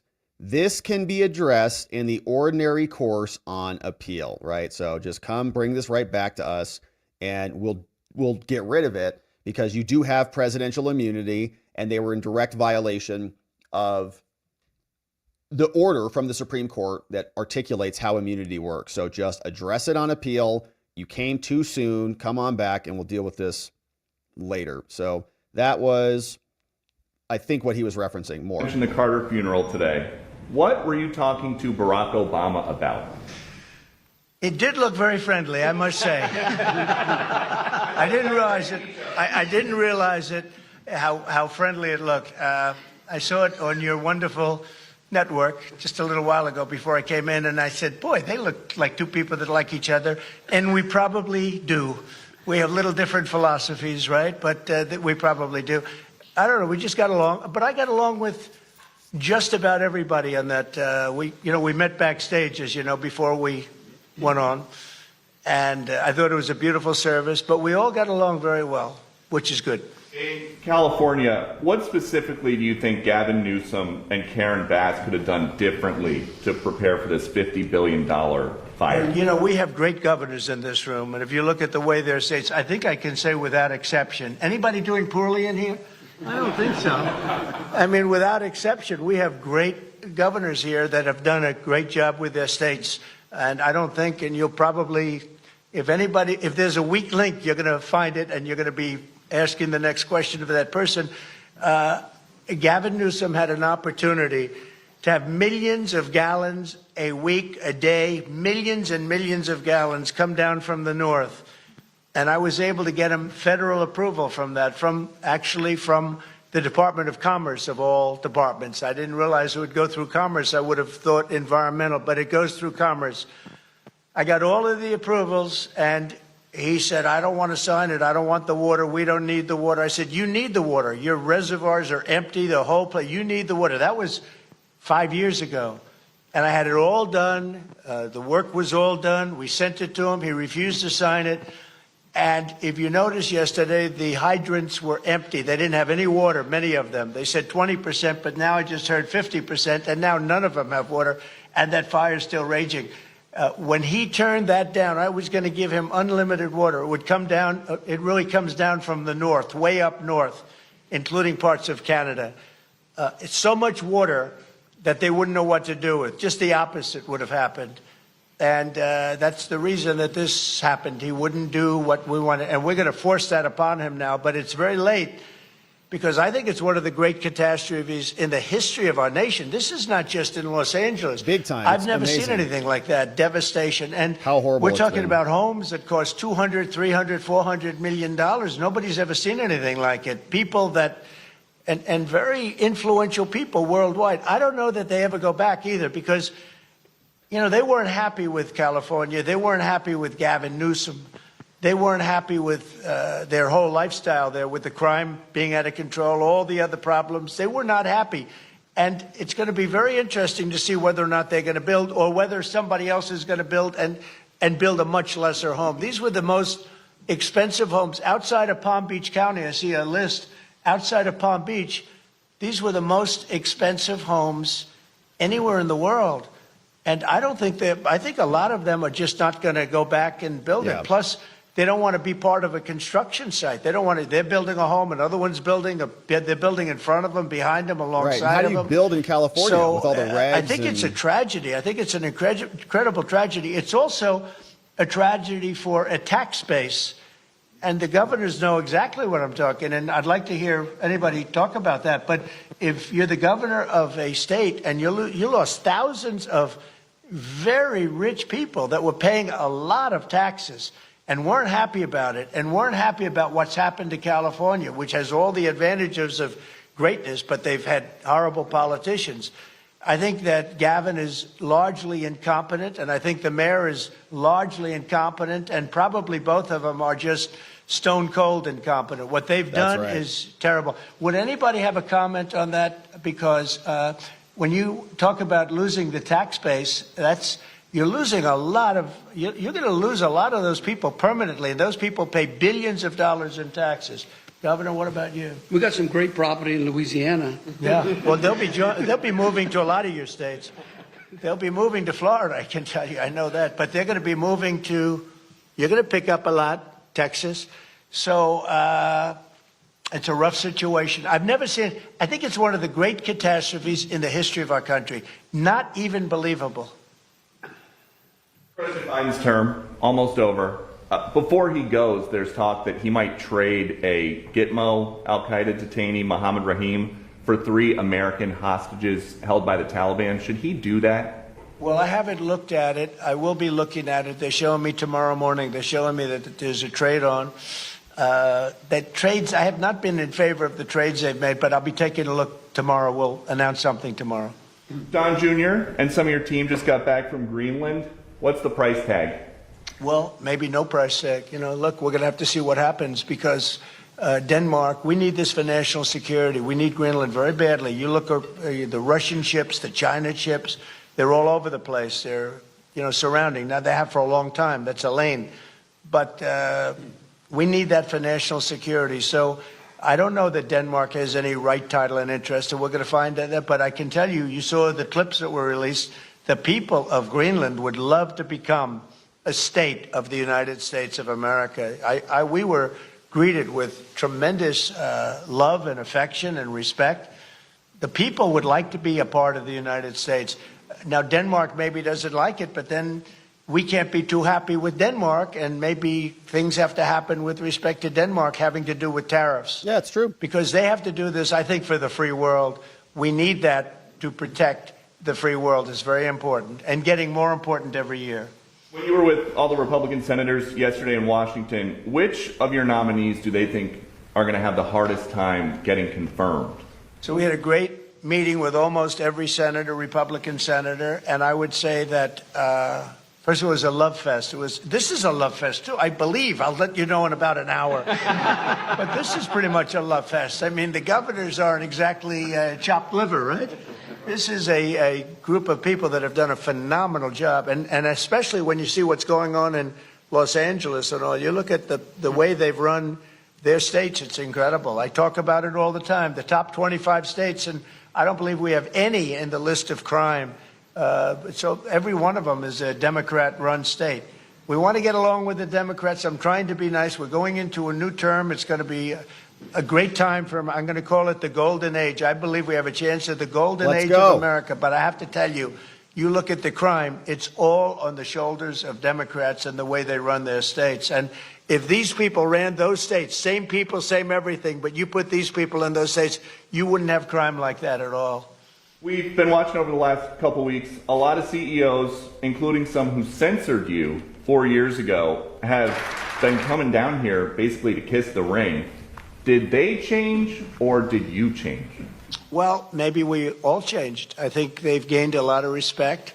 I think they looked at the mandate that we got. As you know, we won the popular vote, as I said. We won all 7 swing states. They said, well, if Trump would win, I had to win 3 because I had a lot of early voting going on, and we had to win 3, and we won all 7. And we won them by a lot. We didn't win them by a little. We won them by a lot.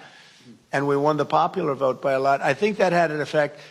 I also think it's like, let's get something done.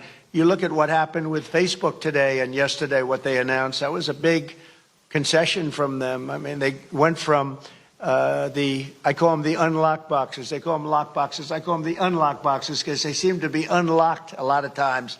But you went from the unlocked boxes into a statement yesterday that's really talking about free speech. What a difference that is. And so we appreciate that. But I think they've gained a lot of respect. We've had everybody. Jeff Bezos came, Bill Gates came, Mark Zuckerberg came. Many of them came numerous times. The bankers have all come. Everybody's coming. I haven't had anybody saying anything bad about me. I'm not used to it. But a lot of it's respect. I think they respect the Republican Party. The Republican Party has become a much bigger party. It's become a party for the worker. If you look at all of the union votes that I got, and when I say I, it's really all of us together because it's a whole thing. But we won the Teamsters. We did great with the auto workers. We did, all heavily union. And non-union states we won by a lot. Florida is an example. We won by millions of votes, the highest vote ever gotten. And so it's been a great period of time. A ton of world leaders have called you as well. We understand still no call with Putin. Is that a day one or week one call? No, he wants to meet, and we're setting it up. President Xi, we've had a lot of communication, and we have a lot of meetings set up with a lot of people. Some have come, but I'd rather wait till after the 20th. And when you say meet with Putin or meet with Xi, do you guys want to have some kind of a summit, or are they going to come here? To be determined, but President Putin wants to meet. He's said that even publicly. And we have to get that war over with. That's a bloody mess. Soldiers are being killed by the millions. I looked at some very graphic pictures yesterday. The soldiers that are being killed, it's a flat field. The only thing that stops a bullet is a body. These are it's a very, very flat land. And the soldiers are fighting, and they are dying by the hundreds of thousands. And not to mention the towns and the cities, which are, largely demolished.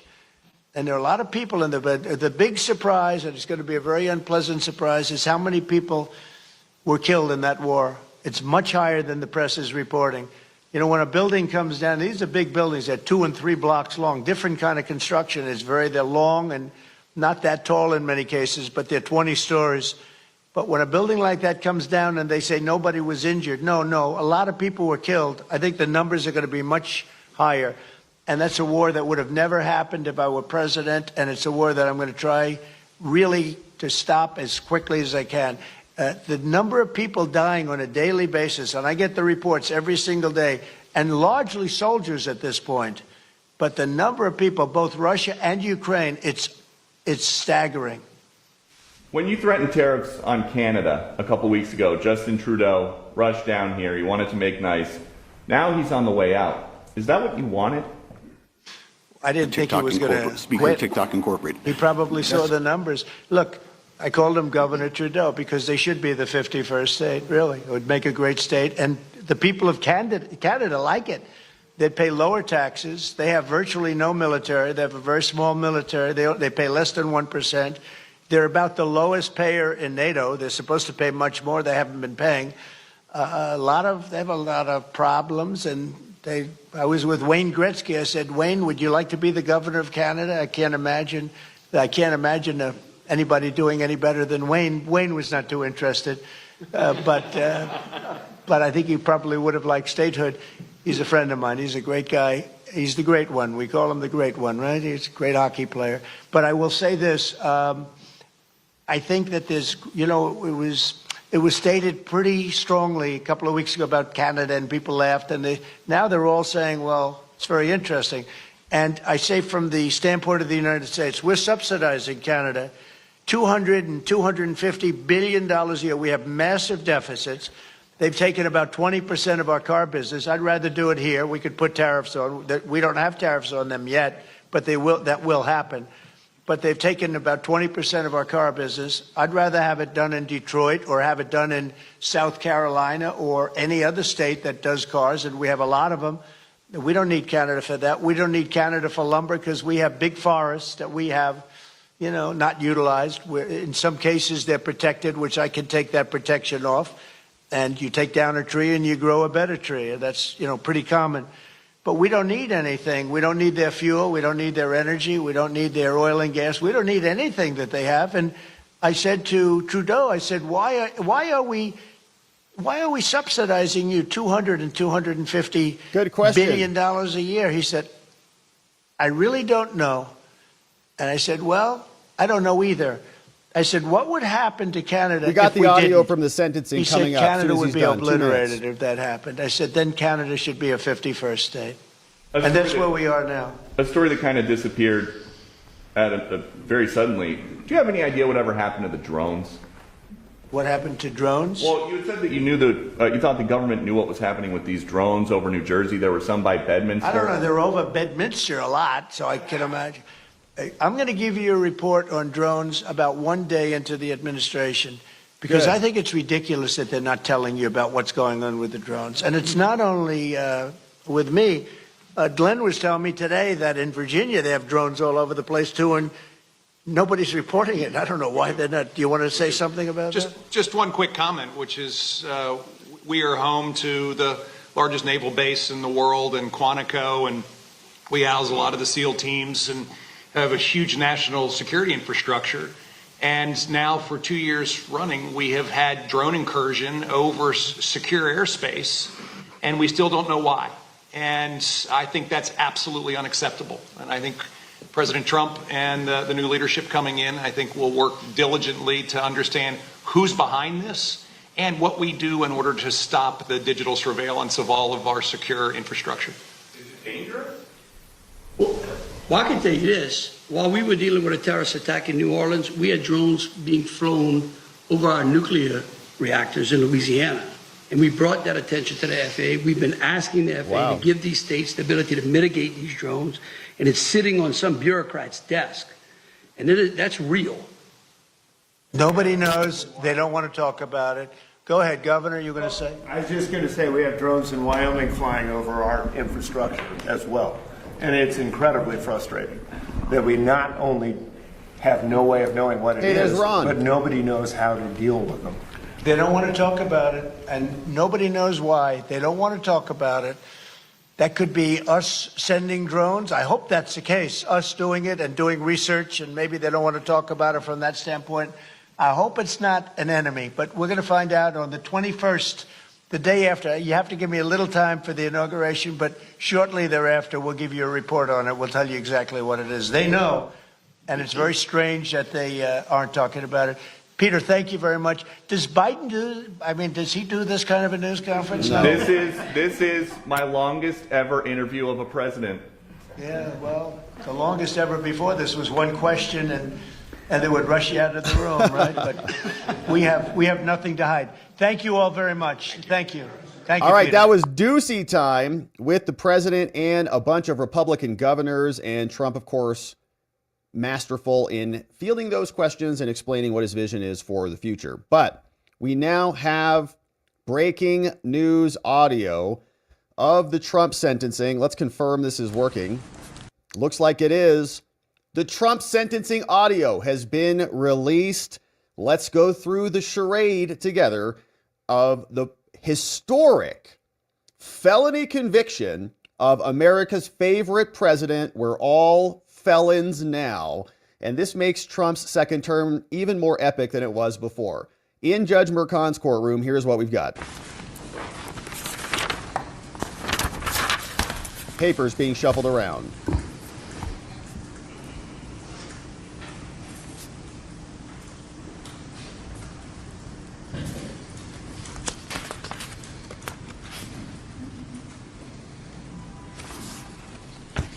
Honks in the New York background.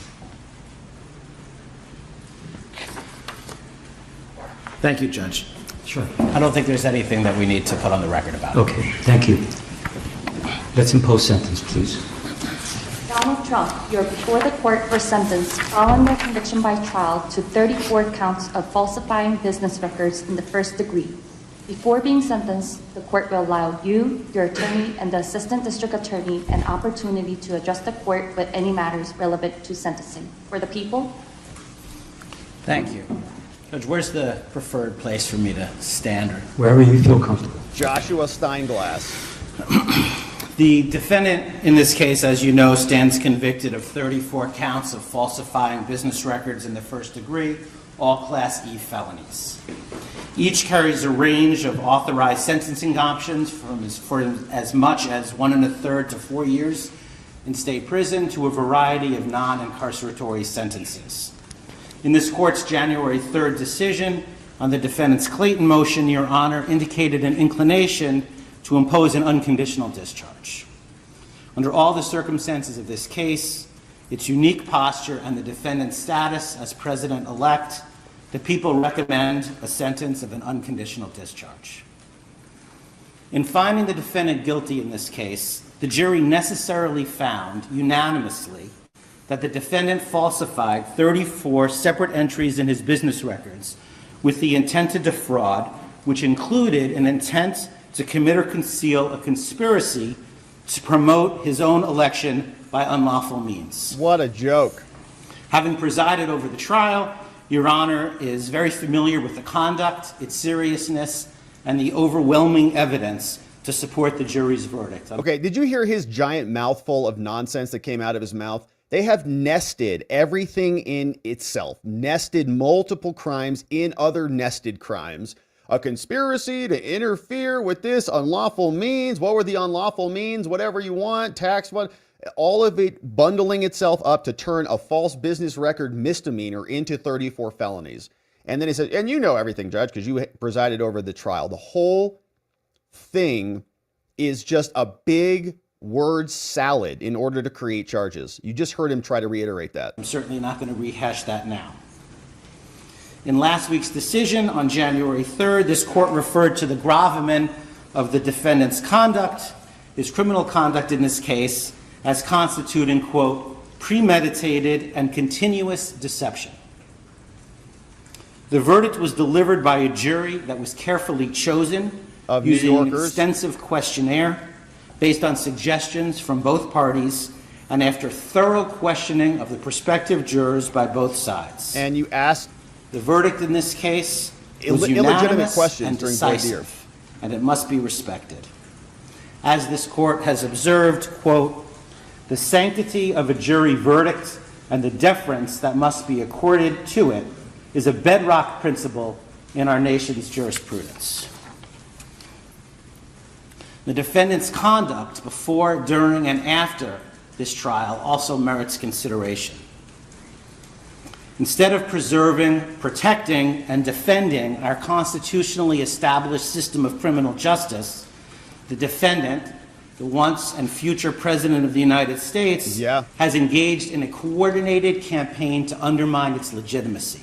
By criticizing your corrupt prosecution, he's allowed to do that. We have free speech in America. It's the First Amendment. It doesn't say free speech except when it's offensive to the court or offensive to some hack prosecutor. He's allowed, as the person who is being a political target, to use his voice to communicate that victimization to the rest of the country. It is a shame and a sham that prosecutors can't even recognize that. They're like, we're so sensitive that you, and our system is so fragile that you can't criticize their prosecutions. They're such little babies that it's undermining the entire institution. Are you kidding? Far from expressing any kind of remorse for his criminal conduct, he didn't do anything wrong. The defendant has purposefully bred disdain for our judicial institutions and the rule of law. You've bred that yourselves. Trump is just shining a spotlight down upon it. There's nothing he could have said or done absent your actions, but for what you've done to do the damage that has been done. You did it. If you were legitimate prosecutors who didn't bring hack cases, he would have nothing to say. We wouldn't be able to do shows on this day after day about just how bad you guys are. And he's done this to serve his own ends and to encourage others to reject the jury verdict that he finds so distasteful. We do reject it. He has characterized these proceedings as corrupt, rigged, a witch hunt, or a sham too many times to tabulate. The defendant's rhetoric has only ratcheted up since this court's rulings on his motions to dismiss. He has been unrelenting in his unsubstantiated attacks upon this court and its family, individual prosecutors and their families, the witnesses, the grand jury, the trial jury, and the justice system as a whole. Good. The defendant has not only been held in contempt by other jurists in other matters, but this court alone found the defendant in contempt for 10 distinct violations of the order restricting extrajudicial speech. For talking about the judge's in his legal corruption filings, and the judge's corrupt the defendant has used dangerous rhetoric in leveling accusations of intentionally unlawful and unconstitutional conduct on the part of this court and the prosecution. As this court has noted, the defendant's conduct, quote, constitutes a direct attack on the rule of law itself. What? By using your free speech? What is a direct attack on the rule of law? Saying that a prosecutor is a liar? That's an attack on the rule of law? That's what he's saying. That's how psycho they are.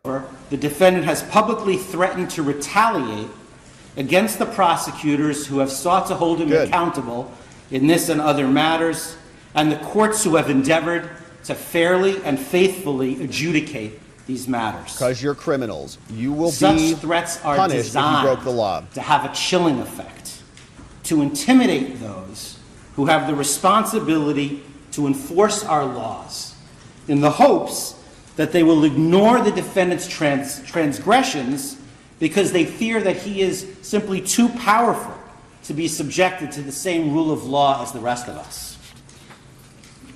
He cannot be held below the standards of law, below the presumption of innocence, below the protections of attorney-client privilege. Before he is convicted, how about you give him an actual fair jury of his peers, not a bunch of blue Democrats from New York. He is being penalized and being treated like he's a sub-citizen. In his 2024 end-of-year report, United States Supreme Court Chief Justice Roberts warned of the dangers of such conduct. Quote, public officials, too, regrettably, have engaged in recent attempts to intimidate judges. For example, suggesting political bias in the judge's adverse rulings without credible basis for such. There is credible basis for Merchan being a hack. He donated multiple times to stop Trump, donated to Joe Biden. Daughter communicated on a podcast that he hated Trump's tweets. The guy is as biased as we can find. His daughter worked for Democrats, made millions of dollars writing ads for Facebook ads that were pinging off of the trial that her dad was prosecuting. No evidence. And John Roberts was talking about disinformation and a bunch of nonsense. He sounded like a Democrat. Allegations, end quote. Chief Justice Robert continued, quote, attempts to intimidate judges for their rulings are inappropriate and should be vigorously opposed. Public officials certainly have a right to criticize the work of the judiciary, but they should be mindful that intemperance in their statements when it comes to judges may prompt dangerous reactions by others. Okay. Chief Justice Roberts also spoke of you the mean like dangers going of outside Kavanaugh's disinformation, house and shooting him? which are, quote, magnified by social media, which provides a ready channel to instantly spread rumor and false information. He's reading from John Roberts' Supreme Court report, and I flipped through it. It was pathetic. But he is using that as cover. What about the people who were out there outside Kavanaugh's house going to shoot him? Put simply, this defendant has caused enduring damage to public perception of the criminal justice system and has placed officers of the court in harm's way. Pathetic. Baby in the probation prosecutor, report, pathetic. which we just received this morning, the author, having interviewed the defendant, noted that the defendant sees himself as above the law and won't accept responsibility for his actions. And that's certainly consistent with everything else that we've seen. Now, in a typical case, both the offense conduct and these other exacerbating factors would impact the appropriate sentence.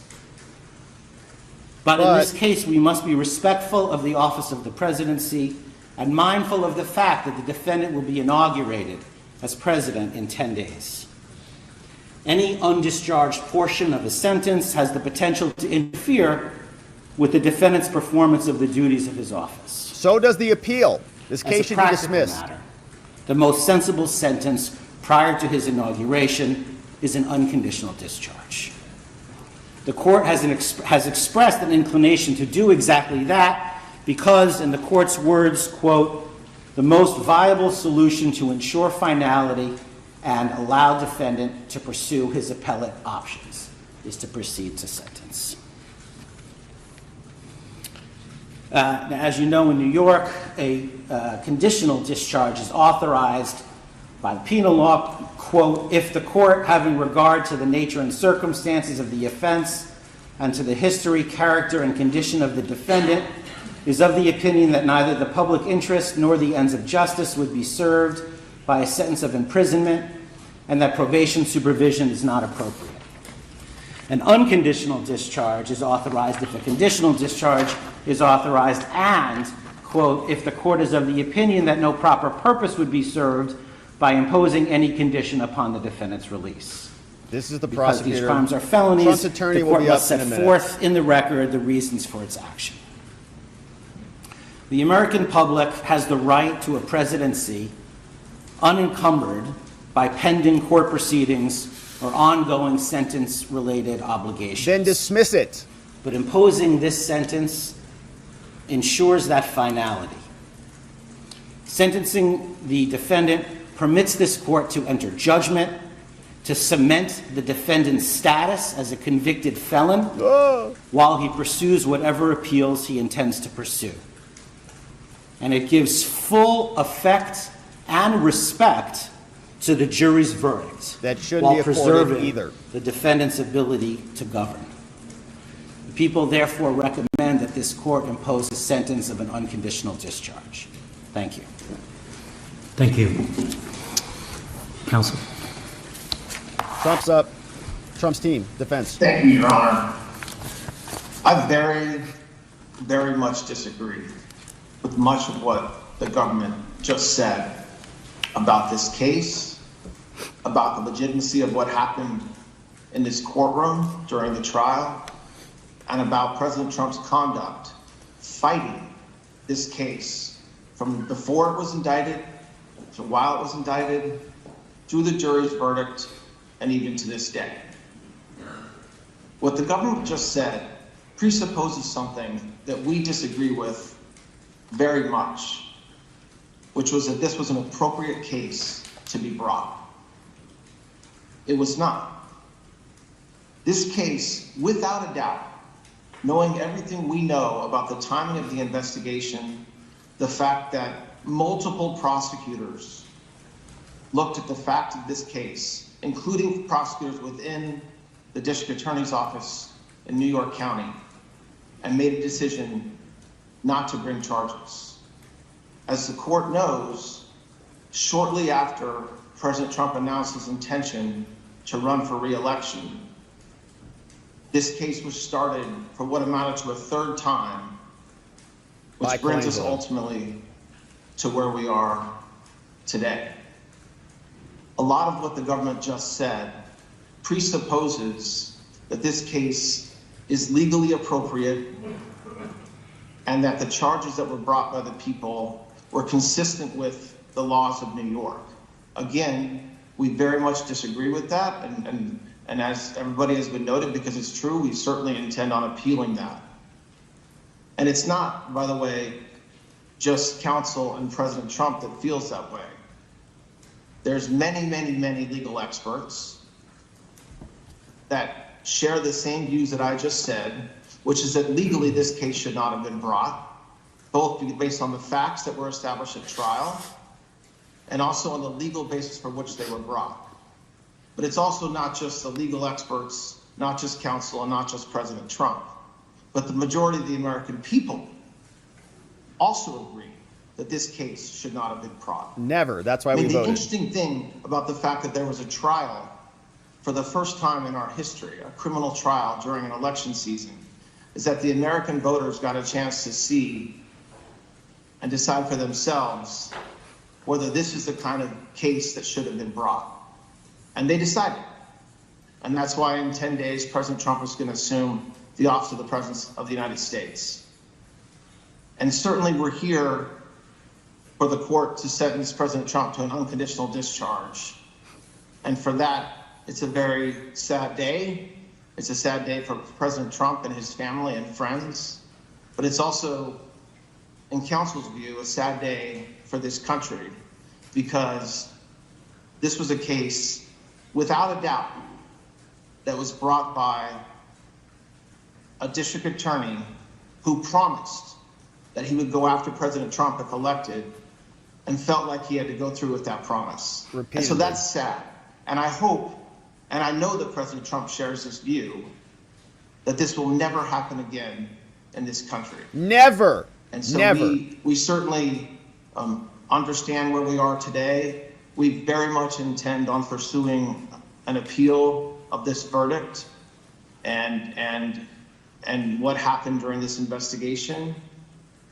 And we certainly believe that the only appropriate sentence, if one's to be imposed at all, which we very much believe it shouldn't be, and that the case should be dismissed, is a sentence of an unconditional discharge. Thank you. Mr. President? Thank you. Would your client like to be heard? Yes. Yes, thank you, Your Honor. This has been a very terrible experience. I think it's been a tremendous setback for New York and the New York court system. This is a case that Alvin Bragg did not want to bring.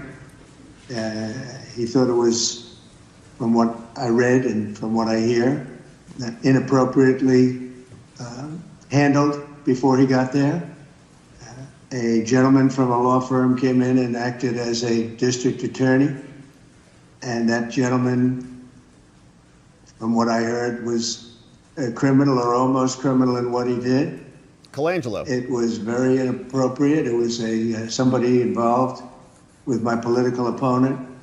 Yep. Part of the records that we're talking about, they're saying, I just noticed where he said I was falsifying business records.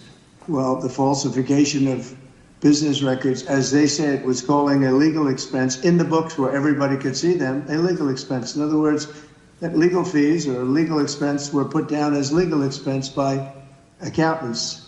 They weren't put down by me, they were put down by accountants. I didn't call them construction, concrete work. I didn't call them electrical work. I didn't call them anything. They called a legal fee or a legal expense, and for this, I got indicted. Yep. It's incredible, actually. Now, if you look, my attorney alluded to it, the top legal scholars and legal pundits in this country, the ones that are quoted all the time on television, that are making their views felt, and highly respected people, have said, everyone, virtually everyone that I know of, I haven't seen any to the contrary, not one. And none of these people are not exactly friends of mine, to put it mildly. But they all said this is a case that should have never been brought. It's an injustice of justice. Very respected Jonathan Turley, Andy McCarthy, Judge David Rifkin, a wonderful man who just passed away, by the way, Greg Jarrett, Ellie Honig from CNN, of all places. CNN said that, Paul Ingratian, Alan Dershowitz. They Good all logic. said this is not a Robert case Barnes, that should be brought. Viva Fry. Now think about it. Legal expenses are down as legal expenses, and I get indicted for business records. Everybody should be so accurate. It's been a political witch hunt. It was done to damage my reputation so that I'd lose the election, and obviously that didn't work. And the people of our country got to see this firsthand because they watched the case in your courtroom. They got to see this firsthand, and then they voted, and I won and got the largest number of votes by far of any Republican candidate in history, and won, as you know, all 7 swing states. Yep. Won conclusively all 7 swing states, and won the popular vote by millions and millions of votes. And they've been watching your trial, so they understood it. I wasn't allowed to use the lawyer-client privilege or the reliance on counsel. I had a lawyer that made this deal, and he admitted that.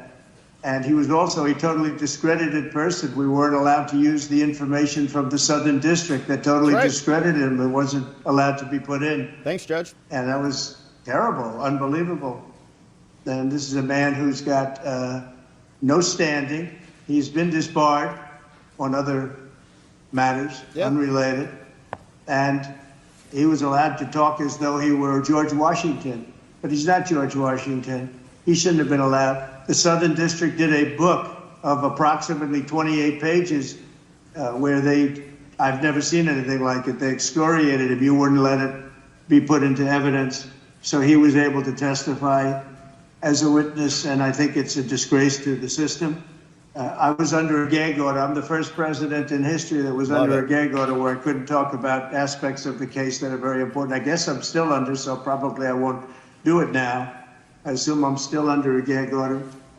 But the fact is that I'm totally innocent. Amazing. I did nothing wrong. They talked about business records, and the business records were extremely accurately counted. I had nothing to do with them. That was done by an accountant or a bookkeeper who I think gave very credible testimony and was corroborated by everybody that was asked. And with all that's happening in our country today, with a city that's burning to the ground, one of our largest, most important cities burning to the ground, with wars that are uncontrollably going on, with all of the problems of inflation and attacks on countries and all of the horrible things that are going on, I got indicted over calling a legal expense a legal expense. Amazing. It was called a legal expense. I just want to say I think it's an embarrassment to New York, and New York has a lot of problems, but this is a great embarrassment. I believe that this and other cases that were brought, as you know, the DOJ is very much involved in this case. It's because that's the political opponent they're talking about. Colangelo. The DOJ is very involved. You have a gentleman sitting right there from the DOJ who was from the DOJ's office. He was also involved with the New York State Attorney General's case. Amazing. And he went from there to here. He went around and did what he had to do. He got them to move on me. But in the meantime, I won the election in a massive landslide. And the people of this country understand what's gone on. This has been a weaponization of government. They call it lawfare. Never happened to any extent like this, but never happened in our country before. And I'd just like to explain that I was treated very, very unfairly. And I thank you very much. Thank you, Mr. Trump. Wow. Okay, pausing real briefly on that. Trump just crushed that. And called the judge out to his face and said, hey, you know what? You kind of screwed me on this, judge. First of all, you let a convicted perjurer come in and lie about a bunch of stuff. You also gagged me, and you have a hack from the DOJ who's running this whole trial seated right there. Called it all out to the judge's face. And let's see what the judge says in response. Mr. Trump, you appear before this court today to conclude this criminal proceeding by the imposition of sentence. Although I have taken the unusual step of informing you in advance of my inclinations, Judge, before imposing sentence, I believe it is important for you, as well as those observing these proceedings, to understand my reasoning for the sentence I am about to impose. The imposition of sentence is one of the most difficult and significant decisions that any criminal court judge is called upon to make. You said it didn't matter, it was minor. Our legislature sets the parameters for an authorized sentence, but it is a judge that must decide what constitutes a just conclusion to a verdict of guilty. A court is vested with broad discretion in determining what sources or evidence it may consider to arrive at an appropriate sentence. In doing so, the court must consider the facts of the case along with any aggravating or mitigating circumstances. In my time on the bench, I've been called upon to grapple with this weighty responsibility for countless defendants who have been found guilty after trial for an assortment of offenses, ranging from nonviolent Class E felonies to the most heinous of crimes, including homicides, sex trafficking, and child sexual abuse. Just reading his little statement. The task is always difficult and deserving of careful consideration, whether the sentence be an unconditional discharge or incarceration of 25 years to life. However, never before has this court been presented with such a unique and remarkable set of circumstances. Indeed, it can be viewed fairly that this has been a truly extraordinary case. There was unprecedented media attention, public interest, and heightened security involving various agencies. Yeah, and gags and liars and yet, porn stars. The trial was a bit of a paradox because once the courtroom doors were closed, the trial itself was no more special, unique, or extraordinary than the other 32 criminal trials that took place in this courthouse at the same exact time. Jury selection was conducted, the same rules of evidence were followed, opening statements were made, misapplied to everything. Witnesses called and cross-examined, evidence presented, summations delivered. The same burden of proof was applied, and a jury made up of ordinary citizens delivered a verdict. He's saying I did a great job. And it was all conducted pursuant to the rules of procedure. I'm amazing. And guided by the law. I ran a great trial. I'm a of great course, judge.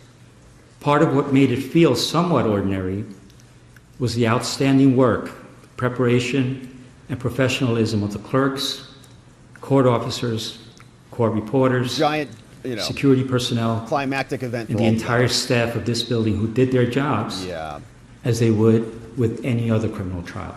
Yeah, in this hoax political. So while one can argue that the trial itself was in many respects somewhat ordinary, the same cannot be said about the circumstances surrounding this sentencing. And that is because of the office you once occupied and which you will soon occupy again. Yeah, that's right, for 4 years. To be sure, it is the legal protections afforded to the office of the President of the United States that are extraordinary. That's why you dismiss. Not the occupant of the office. You've made it about the occupant. The legal protections, especially within the context of a criminal prosecution, afforded to the office of the President have been laid out by our founders, the Constitution, and most recently interpreted by the United States Supreme Court in the matter of Trump versus the United States, which was decided on July 1st, that you're not 2024. Following. You're not following it at all. This is pathetic from him, honestly. He's talking and sounding like...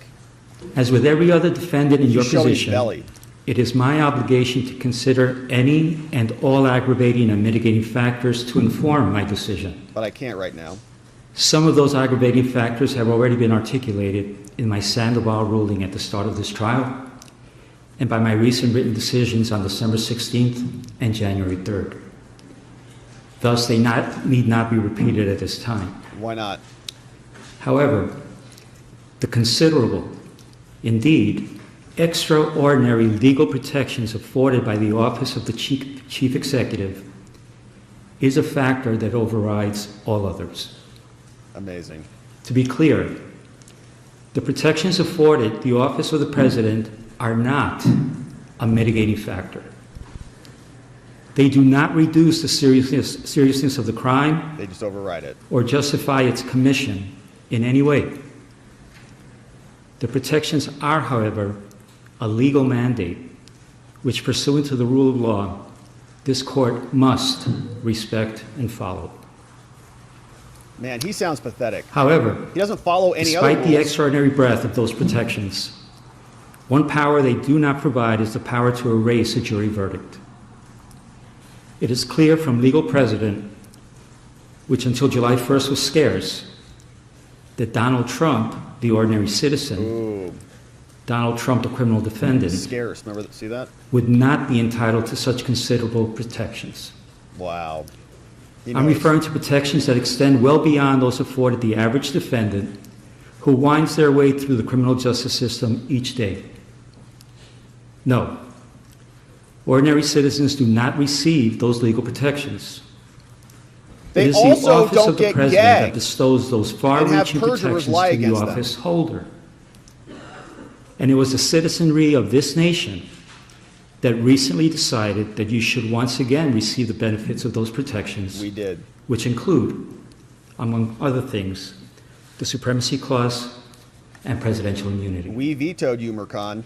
He sounds It is through that lens and that reality that this court must determine a lawful sentence. He sounds nervous in his voice, kind of shaking. After careful analysis, in obedience to governing mandates, and pursuant to the rule of law, this court has determined that the only lawful sentence that permits entry of a judgment of conviction without encroaching upon the highest office in the land is an unconditional discharge, which the New York State Legislature has determined is a lawful and permissible sentence for the crime of falsifying business records in the first degree. Therefore, at this time, I impose that sentence to cover all 34 counts. Sir, I wish you Godspeed as you assume your second term in office. Pathetic. That's it? Wow, that was even more embarrassing for them than I thought it would be.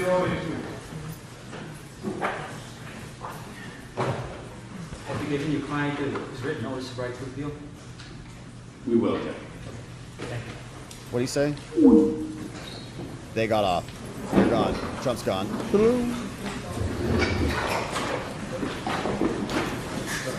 Any hot mics? That's it.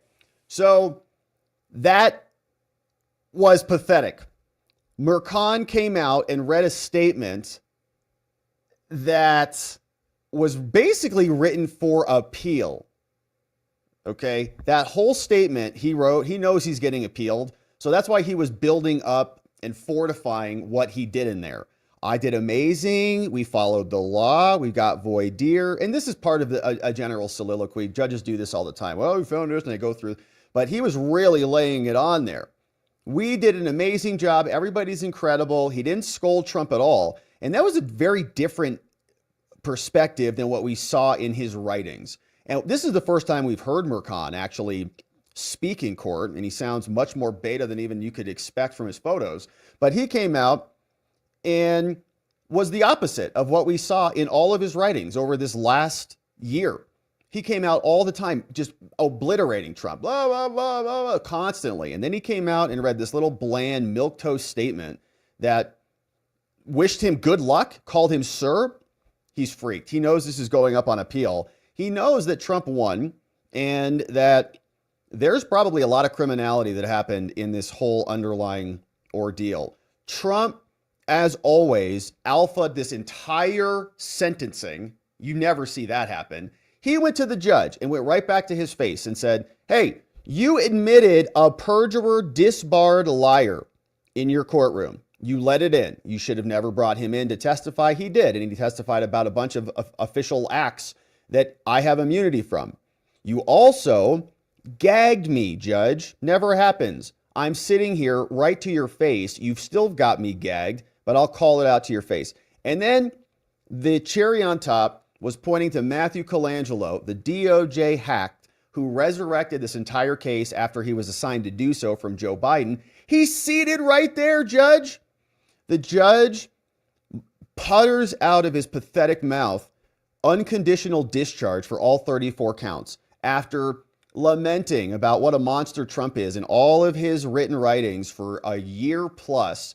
This whole case comes to a close with unconditional discharge, and Trump is going to walk into the White House with everybody's name on a list. And we're excited to be here for it. So as much as this sentencing feels infuriating, this audio shows how pathetic they are. Joshua Steinglass got up there and was reading from John Roberts' little report, said that this was essentially an insurrection, some grand conspiracy.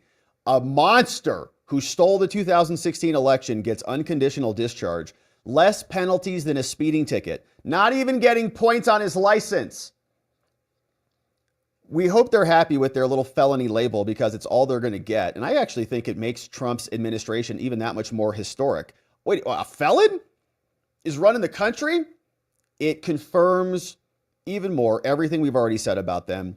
They're riddled with TDS. They've got no vision. They live to label people certain things. And I think ultimately this is going to give Trump a headwind coming into a tailwind coming into the new administration, because everything that he's been talking about that ensconced his victory, they're now doubling down on. And we're here for it. So we're going to see what Trump does. We're expecting a notice of appeal to drop relatively quickly. I do hope ultimately that the felony conviction goes away. But for the time being, it's fun. We're all felons now, and our felonious president is going to be taking the White House very soon. And if you want to join us for a felonious inauguration watch party, we'd love to have you come join us. We are doing an inauguration watch party live in person, and you can get your tickets for $100.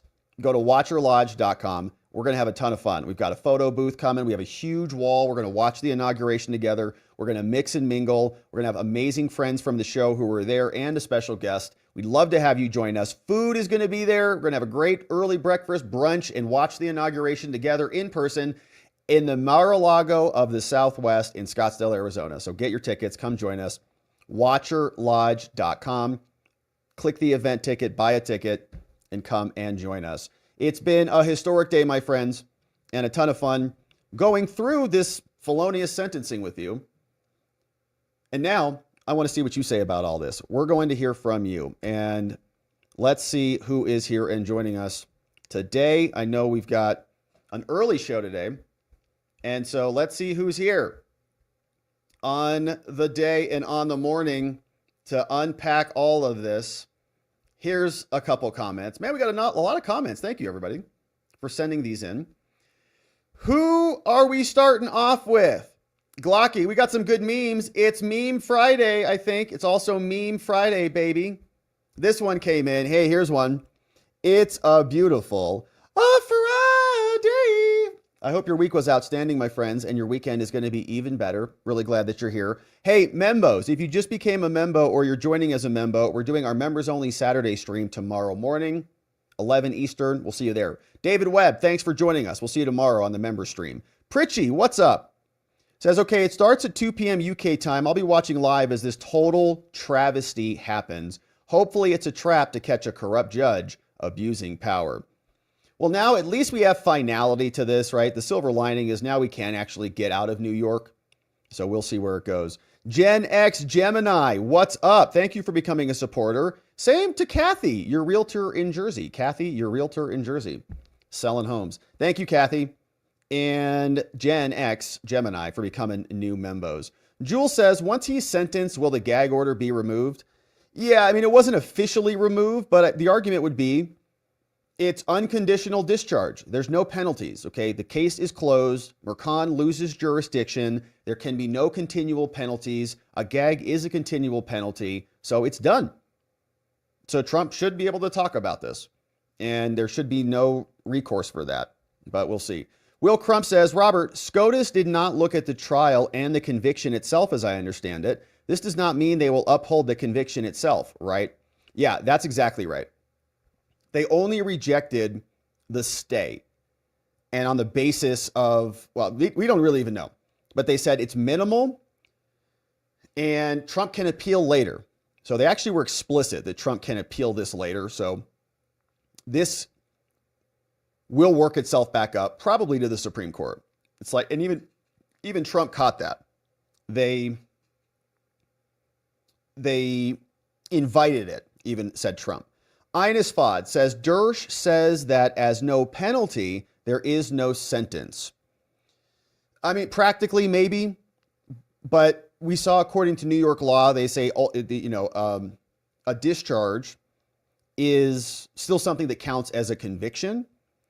But practically, yeah, there is no sentence. Like, he doesn't have a probation officer. He doesn't have a fine. He's not incarcerated. He doesn't have to test or, those things. But he is a felon. So can he vote in Florida? Will full faith and credit transport over to Florida? Can he vote? What about firearms? Can he carry a firearm? What about his business licenses in New York that have his name on it? Does that matter? So these are called collateral consequences. And so they're collateral consequences to being a felon. Object Class Keeter says, watch the Dems file impeachment over and over, saying a felon can't be president.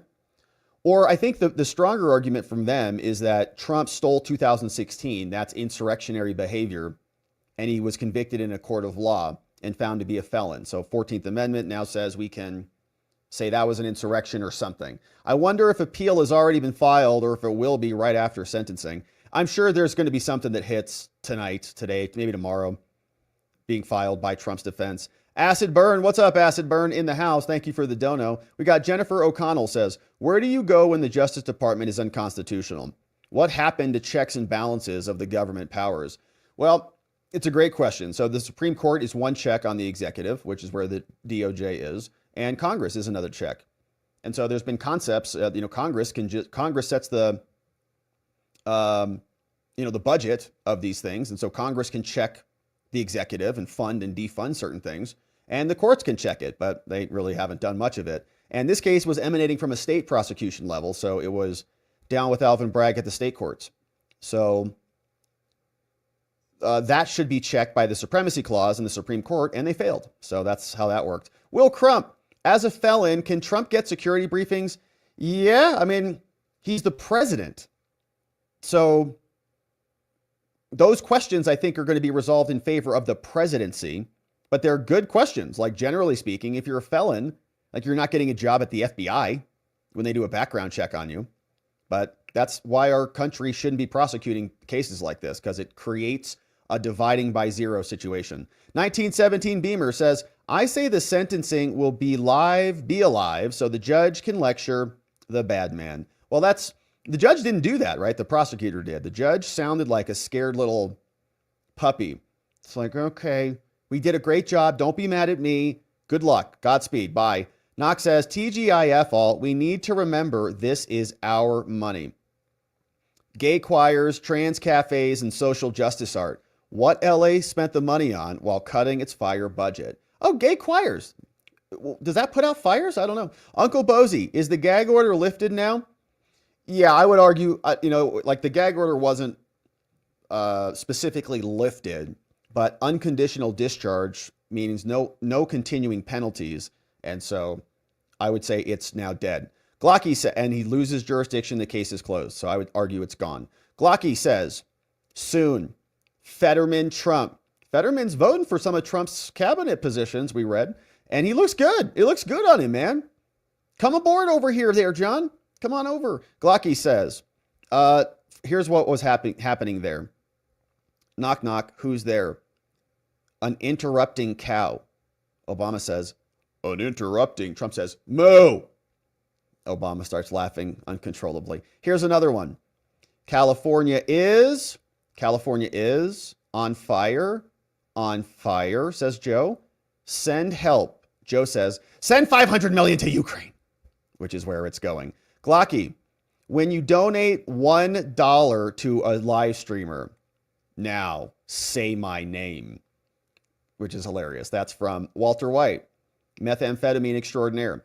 Thank you for that. Say my name, Glocky. Hey, Glocky's here. Here's the bingo card, 2025 bingo. California's on fire. Mark that one off. Car drives a truck into a mob of people. Check that one off. TikTok ban. Supreme Court was just hearing that one. Category 6 storms. Nuke. Ooh, that's a scary one.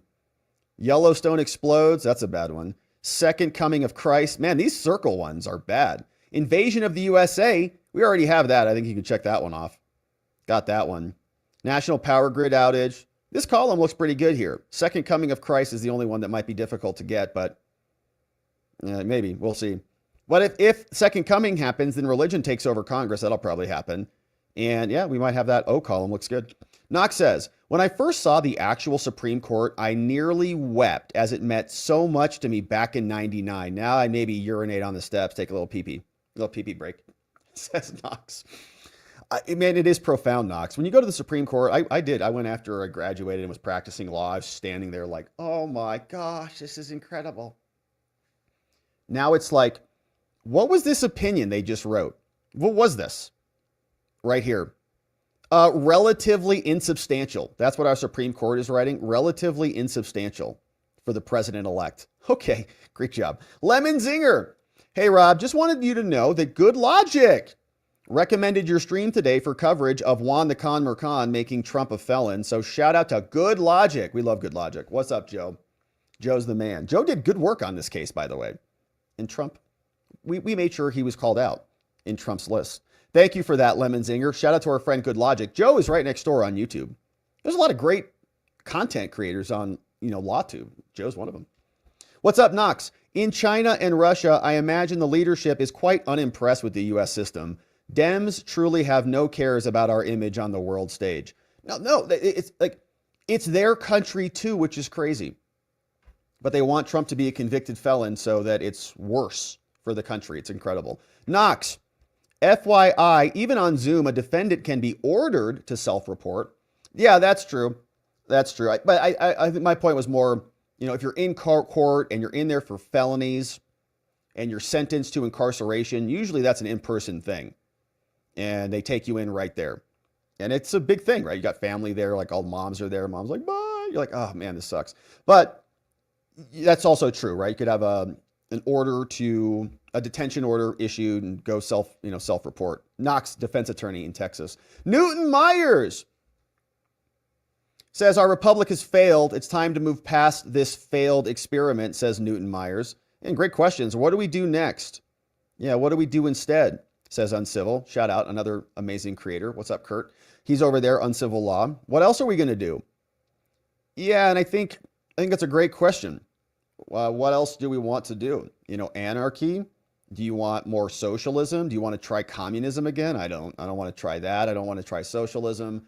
I don't think anarchy is right. I don't think the libertarians have it exactly right on a lot of things. But what else are we going to do? I'm certainly in favor of going more back towards America. Like, I think we should have a bigger reversion to where we used to be. The Commerce Clause, the Loper Bright case is reversing a lot of the regulatory state, but America has become gigantic and bureaucratic. But if we revert back to the Constitution, I think that is the right format. And it's been a very good format for a long time. But when we talk about like a convention of the states or something like that, I get concerned that they're going to get rid of free speech. They'll get rid of the Second Amendment. They'll get rid of due process because many people don't value those concepts anymore. And so we got to hold the line on our republic. We got to hold the line on it because the next iteration of this will be bad. What's up, Ollie? Good to see you. Bringing in Bourne. Bourne's a new membo. New membos. We'll see you tomorrow on the members only Saturday morning stream. Michael Berger says the Constitution was written by the British colonists for the people.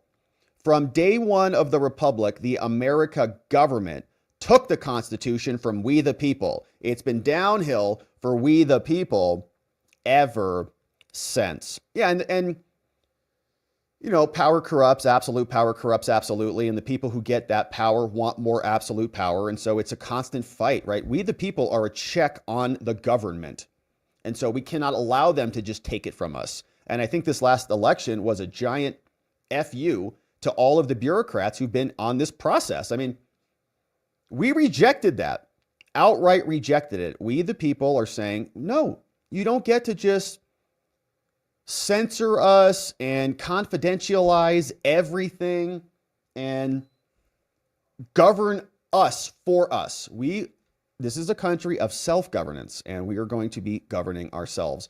Knox is here, says, okay, I laughed out loud at the PTR. I read these every day, and I thought of how crazy it would be to read one of our president.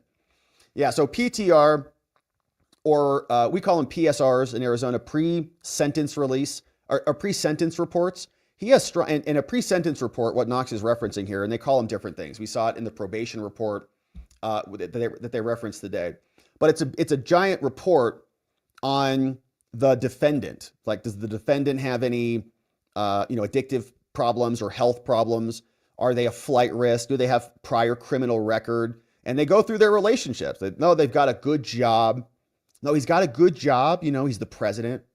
He's got family, like in Florida. They care for him. He's also got strong community support because like 80 million Americans voted for him. It's like, what kind of PSR is this? Mrs. Mom says, once convicted, can the Dems stop him from being inaugurated due to the insurrection? I don't think so at this point in time because he's already been certified, right? If they were going to object, that would have been on the 6th. This happened after the 6th. And we were concerned about that because we thought, oh man, the 6th and the 10th are pretty dang close together. What happens if they, try to accelerate the sentencing before the 6th? But the 6th has happened. He's been certified. And although he is now a convicted felon, I think there's nothing they can do between now and the inauguration. Now, the other concern, of course, is what I mentioned earlier, which is the 14th Amendment, insurrection, because the factual basis in this case, it's not about the factual base. The crimes is a false business records, but what they put in the indictment is theft of the 2016 election. Like the false business records was to cover up the Stormy Daniels affair. The cover up of the Stormy Daniels affair resulted in Trump's victory. And so he stole it based on this crime. And that is an impeachable offense or something that might give them some teeth later down the line. But they still have to have the political will to do all of that. And I'm not sure that they will. I think that Mercan even today was showing how much he's rolled over and went through that very milquetoast sentencing. Godspeed, good luck, see ya. Object Class Keeter says, plot twist, Mercan is charged with conspiracy against rights or abuse of office. If a president isn't safe from being charged for official acts, then neither. For unofficial acts, then neither is a judge. You're right about that, Object Class Keeter. Why I said that they're going to regret this. David Suits. What's up, David Suits? Hey, you. Hey, you, David. What's up, man? Good to see you. Thank you, David, for the nice dono. And that pair looks like he's getting a workout in. Emax Tactical says, corruption and weaponized justice aside, the singular purpose for this is so the media can use the phrase convicted felon before Trump's name for the next 4 years. Yeah, and they were doing it anyways, even when he wasn't a convicted felon, and we were pounding the table over that, saying it's not true. So now they can get it finally. But what about the liars who were lying for the last election in the last several years? He was never a convicted felon. Emax Tactical, thank you for the nice dono, my man. This old guy says, I actually have no words. No neck Bragg, Alvin Bragg, is a piece of crap, along with his minions. I hope Mercan is run out of town. No one on the left can ever say again that SCOTUS is Trump's court. Texas should never sell natural gas to New York again. From this old guy. Yeah, New York should also suffer consequences from their illegitimate justice system. And people should leave and not support or condone actions in New York. Thank you, this old guy. He does have no neck. Travel agent Amy says, my thought is if I were convicted of a felony, wouldn't I have a case to an unconditional discharge? Since Trump got 34 felonies and he got unconditional discharge? I can see this sentencing being a big issue down the road for our legal system. I think people will make that argument, but then the prosecutor will just say, well, you're not the president. So if you were the president, then it would give you an unconditional discharge. And that's why Mercan went through that whole rigmarole. It's like, well, I have a range, but now I'm limited by the fact that you're president. If he wasn't president, they'd probably be putting him in prison. Seriously. Rick D, thank you, travel agent Amy, the best travel agent ever. Rick D says, this whiny wimp seems to forget his boss got elected by threatening to do to President Trump exactly what he did. Exactly right. And can't even see it. Can't see what Tish James did. Just is a good little minion prosecutor who does whatever he's told. Joshua Steinglass, the creativity of a gnat, comes out and just does what the office tells him to do. That's how prosecutors are. James Gardner, what's up, James? Thanks for becoming a new supporter. We'll see you tomorrow on the Saturday show. We also want to say what's up to Red-Blooded American says, it's going to be thrown out on appeal. And I think that is probably true. Even the Supreme Court was inviting it. James Gardner, what's up, James? Inviting one new friend in. Look who's coming in. Churs OC got gifted a membo, courtesy of James Gardner. Thank you, James, for bringing in this new friend, Churs. NY says, Barrett is notoriously against interlocutory appeals. We may get 5-4 or even 6-3 vote after the sentence that overturns all this. Hopefully Trump's brief is a bit more carefully written this time, says NY Renal MD. Uncle Bozy says, since Trump's legal team, like Todd Blanche and others, will be appointed to the DOJ, will that affect the appeal? Will they have to recuse themselves from the appeals process? Yeah, I mean, I think that'll go. Yeah, I don't think that they'll be the lead attorneys on that. So Trump will get new lawyers on that because they will no longer be in private practice. So I do think that the appeals, in general, also appeals often go to new lawyers anyways, because there are appellate experts. Like we see this with Trump, like D. John Sauer comes in on a lot of things. He's going to the White House too, though. So they'll find someone else and then they'll file. Star.Star, 13 months as a membo, says, thank you for bringing this hearing alive for us. Thank you, Star.Star. Thanks for being here for 13 full months and supporting us. We love hanging and going through this stuff in real time. We're really honored to be able to go through it with you. Thanks for being here, Star.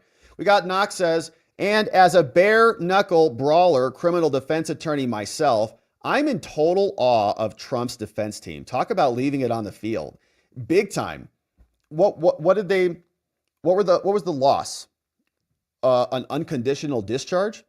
All criminal prosecutions have resulted in an unconditional discharge. Trump's defense beat Jack Smith in Florida, beat him in D.C., and beat Big Fannie Willis and got her thrown off the case.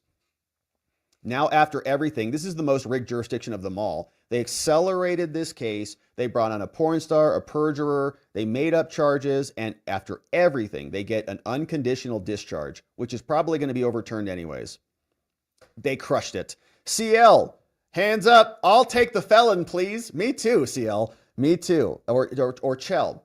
I don't know what it is, but you'll have to correct me on that, and I'll try to remember it. But I'll take the felon. Me too. There are many of us who will. Our felonious president, indeed. It almost makes the word felon inconsequential also. It's like they don't even understand that, but it takes the stigma out of the word by making Trump a felon. So not only does it hurt New York, but every prosecutor across this whole world just had the significance of the term felony reduced by 10% at minimum, just because of this. It's like, great job, idiots. Hey, Arkansas Diamond. Like, a felon is supposed to be a bad thing. Like when you do bad things to kids and stuff, like Trump's a felon 34 times. You're like, does it even mean anything? It's just like when they call you a racist constantly. Okay, I guess it means nothing. It means nothing. Arkansas Diamond, what's up, Arkansas? We'll see you tomorrow. Arkansas Diamond in the house. Membos only stream in the morning on Saturday. Economath says, I don't get why Trump doesn't make another final request for a judgment notwithstanding the verdict. So JNLVs are generally civil cases where you'll see those, but he did file several motions to dismiss and motions to, like, post-trial motions of acquittal. And he filed, I think, 2 of those that we covered here at least, that were on presidential immunity and the underlying official acts, and in this presidential elect and transition stuff. So he's filed several of them. But now he's going up on appeal. Good to see you, Economath. Bruce Rice Baby, 27 months as a member. Thank you, Bruce. Says, thou shall not sentence President Trump. Solve Ventry SCOTUS 28 U.S. Code 591 599 from Bruce Rice Baby in the house. Thank you, Bruce. 27 months as a member, man. We've seen some serious business together. Corey Powell. They didn't have to make Trump so right. Right is exactly right, Corey. Trump's been vindicated again. Don McGrowerty. What's up, Don? Bringing in a new friend called Katie Did. Welcome, Katie. We'll see you both tomorrow. Hey, and Knights of Knee. So, I mean, we had 12K watching over on the tubes, man. That's amazing. We had 3,000 likes. Lawcaholics unite and hit that like button. Thank you, Knights of Knee, for hitting the like button, my friends. We appreciate it. Thanks for doing it. James Gardner bringing in, I'm a decoy. Oh, man. Well, who are you really? Ray Epps. Great. James Gardner brought in Ray Epps. Waldo says, show me the man and I'll show you the crime. And you know who said that was Lev Beria, right? That was Stalin's chief of the secret police. Show me the man and I'll show you the crime. NY says, sir is disrespectful. Trump isn't returning something at Best Buy. From NY. Oh, hi, sir. Welcome to Best Buy. What'd you call me? NY says, discharge means Mercan has given up jurisdiction, so there's no gag order anymore. Trump should come out and run his mouth about the daughter now. James Gardner. Well, then they'll sue him for $100 million. Rachel V. What's up, Rachel V? Coming in as a new member, courtesy of James Gardner. Thank you, James, for bringing in several new friends today. Tina J. Dallas says the judge could have overturned because the jury was wrongfully instructed, couldn't he? He could have, but the judge did the instructions. So he's not going to reverse himself, in other words. Yeah, he could have dismissed this whole case. Absolutely could have done it. Didn't do it because he wanted it to stick, and probably because he had a bunch of people needling him in the back to do it. Mickey 6. Thank you, Mickey 6. So is the gag order lifted? And this has come up a couple times, but I think the practical answer is yes, it is lifted, but the judge didn't lift it. Okay, he didn't say it's vacated or anything. He just said your discharge, unconditional discharge, the case is closed, now you can appeal it. So Trump should be able to speak. If Mercan says that there's continuing jurisdiction over the post-trial of the matter, I think he's got to prove that, not Trump. So if I'm advising Trump, I'm saying, yeah, your case is closed. There's no continuing penalty, so you can communicate about this.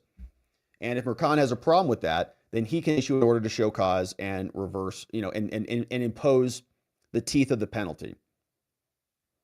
Would be my take. Great question. Thank you, Mickey 6, for the nice dono. Economath says, 10 days until I hope to see Trump's DOJ perform a sunrise search of Mercan and Bragg's homes for violation of 18 U.S. Code 241 and 242. I'm sure there's probable cause to do it, and we'll be looking forward to it as well, Economath. Hammer and Thumb, what's up, Hammer and Thumb? Says, as long as this conviction stands, this matter is not closed and must not be presumed closed. Yeah, and I think there's a legal basis for that, Hammer and Thumb, because you don't know what the Court of Appeals can do on remand. Could they send this back down to reopen it and do a new trial, which means the case gets reopened again?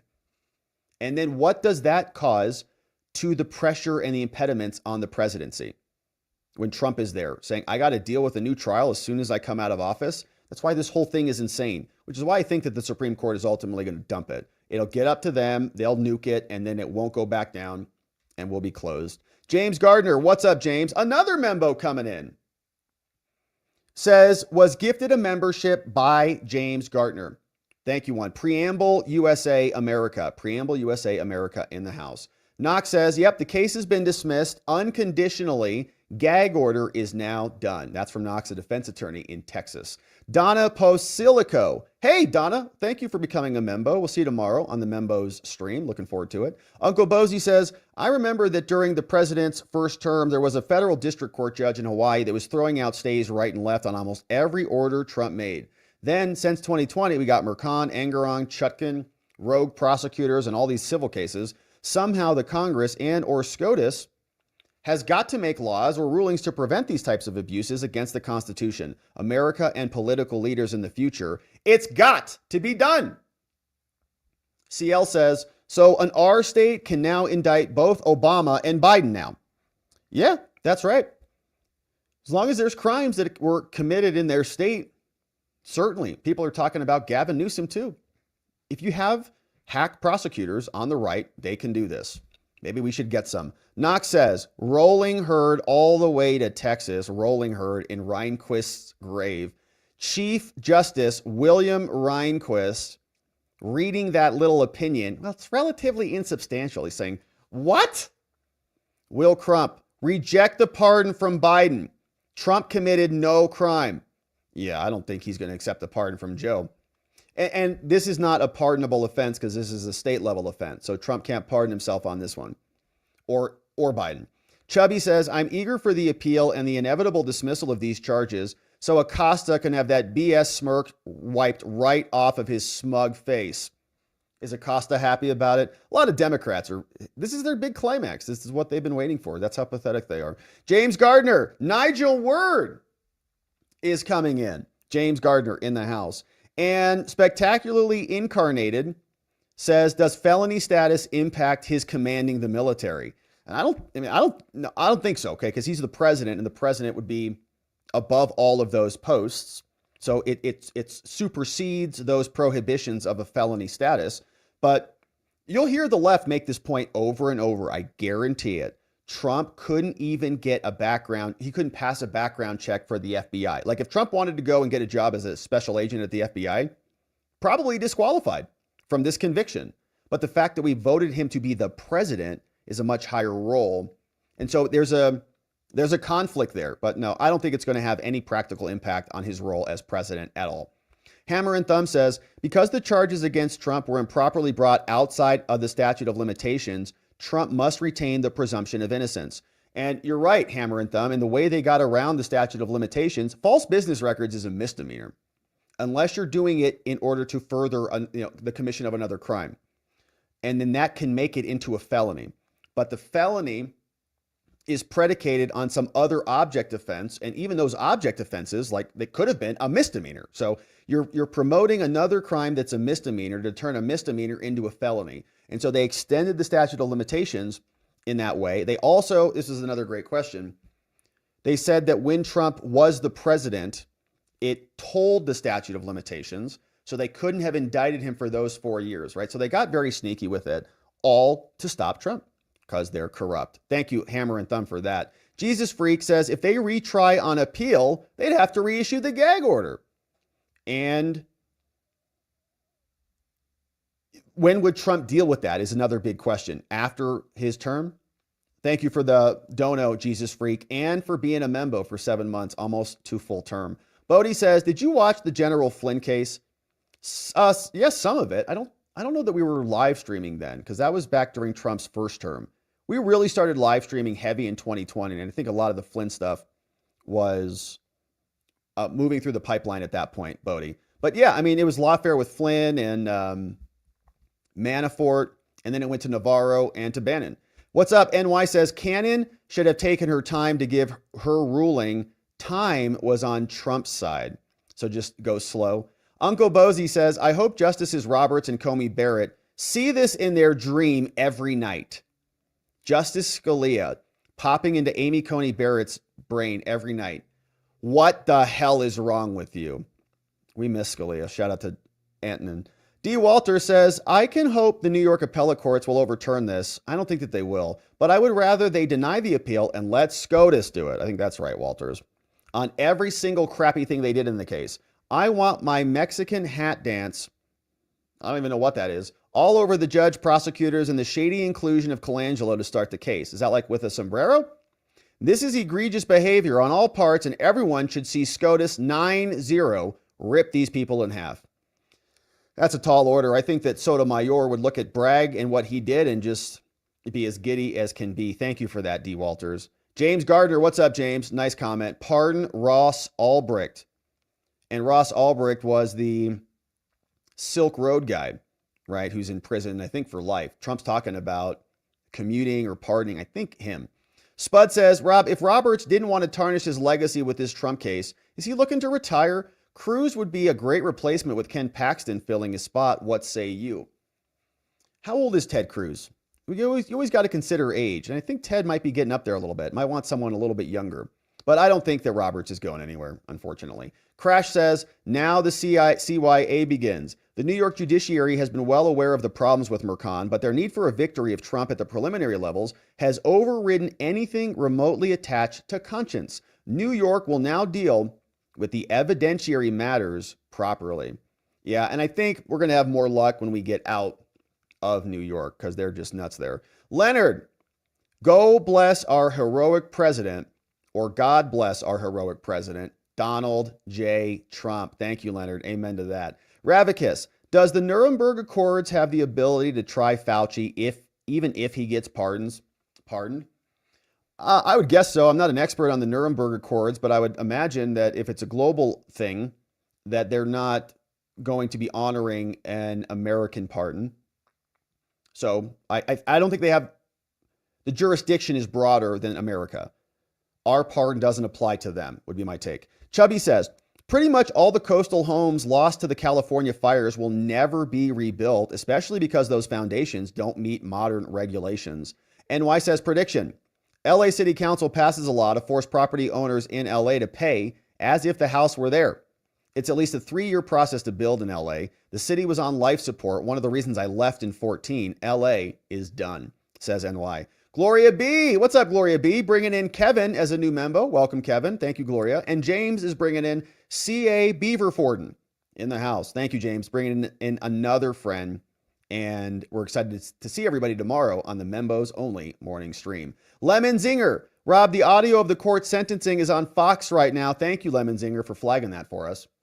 We were able to pull it up on the YouTubes. Leonard says, I meant to say God bless our heroic president, Donald J. Trump. Thank you, Leonard. We were picking up what you were putting down there, my friend, but thanks for correcting the record and for sending in another dono. Typos are just very profitable. What's up, Leonard? Thanks for that. NY says, newsflash, the Canadian health system only exists because it's transplanted on top of the U.S. They get cheap drugs. Whenever they have a sick, difficult patient, they send them to the U.S., so they get away without having their own infrastructure, which is why they should become State 51. Ken Goodman says, awesome coverage. Thank you, Ken. Really nice of you to say that. Let's pray for Trump, his success, and our country. Thanks, and God bless. God bless you, Ken. What a nice comment. Thanks for that. Amen. We do need to pray. There are a lot of evil forces out there working hard. Thank you, Ken, for being on the side of the light. Chubby says, since the sentencing has concluded and the case is over, can anything be done to force the release of what the underlying charges were? How the jury voted in that regard? FOIA or something Trump's defense can file? No, I don't think so. I think those are all the details we got are on the verdict form. That's it. So there's no other way to go and demand, like there's no records of that, right? It's jury deliberations. What they talked about is what they talked about. And what you're asking is, what if they had disagreements or they picked different underlying offenses? Like one of them said, well, the continuing offense or the concealment of the continuing offense was a tax crime. And some other jurors said, no, it was a New York State crime, or no, it was this crime.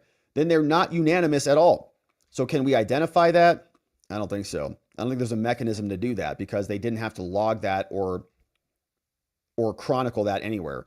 NY says a defendant is not obligated to give legitimacy.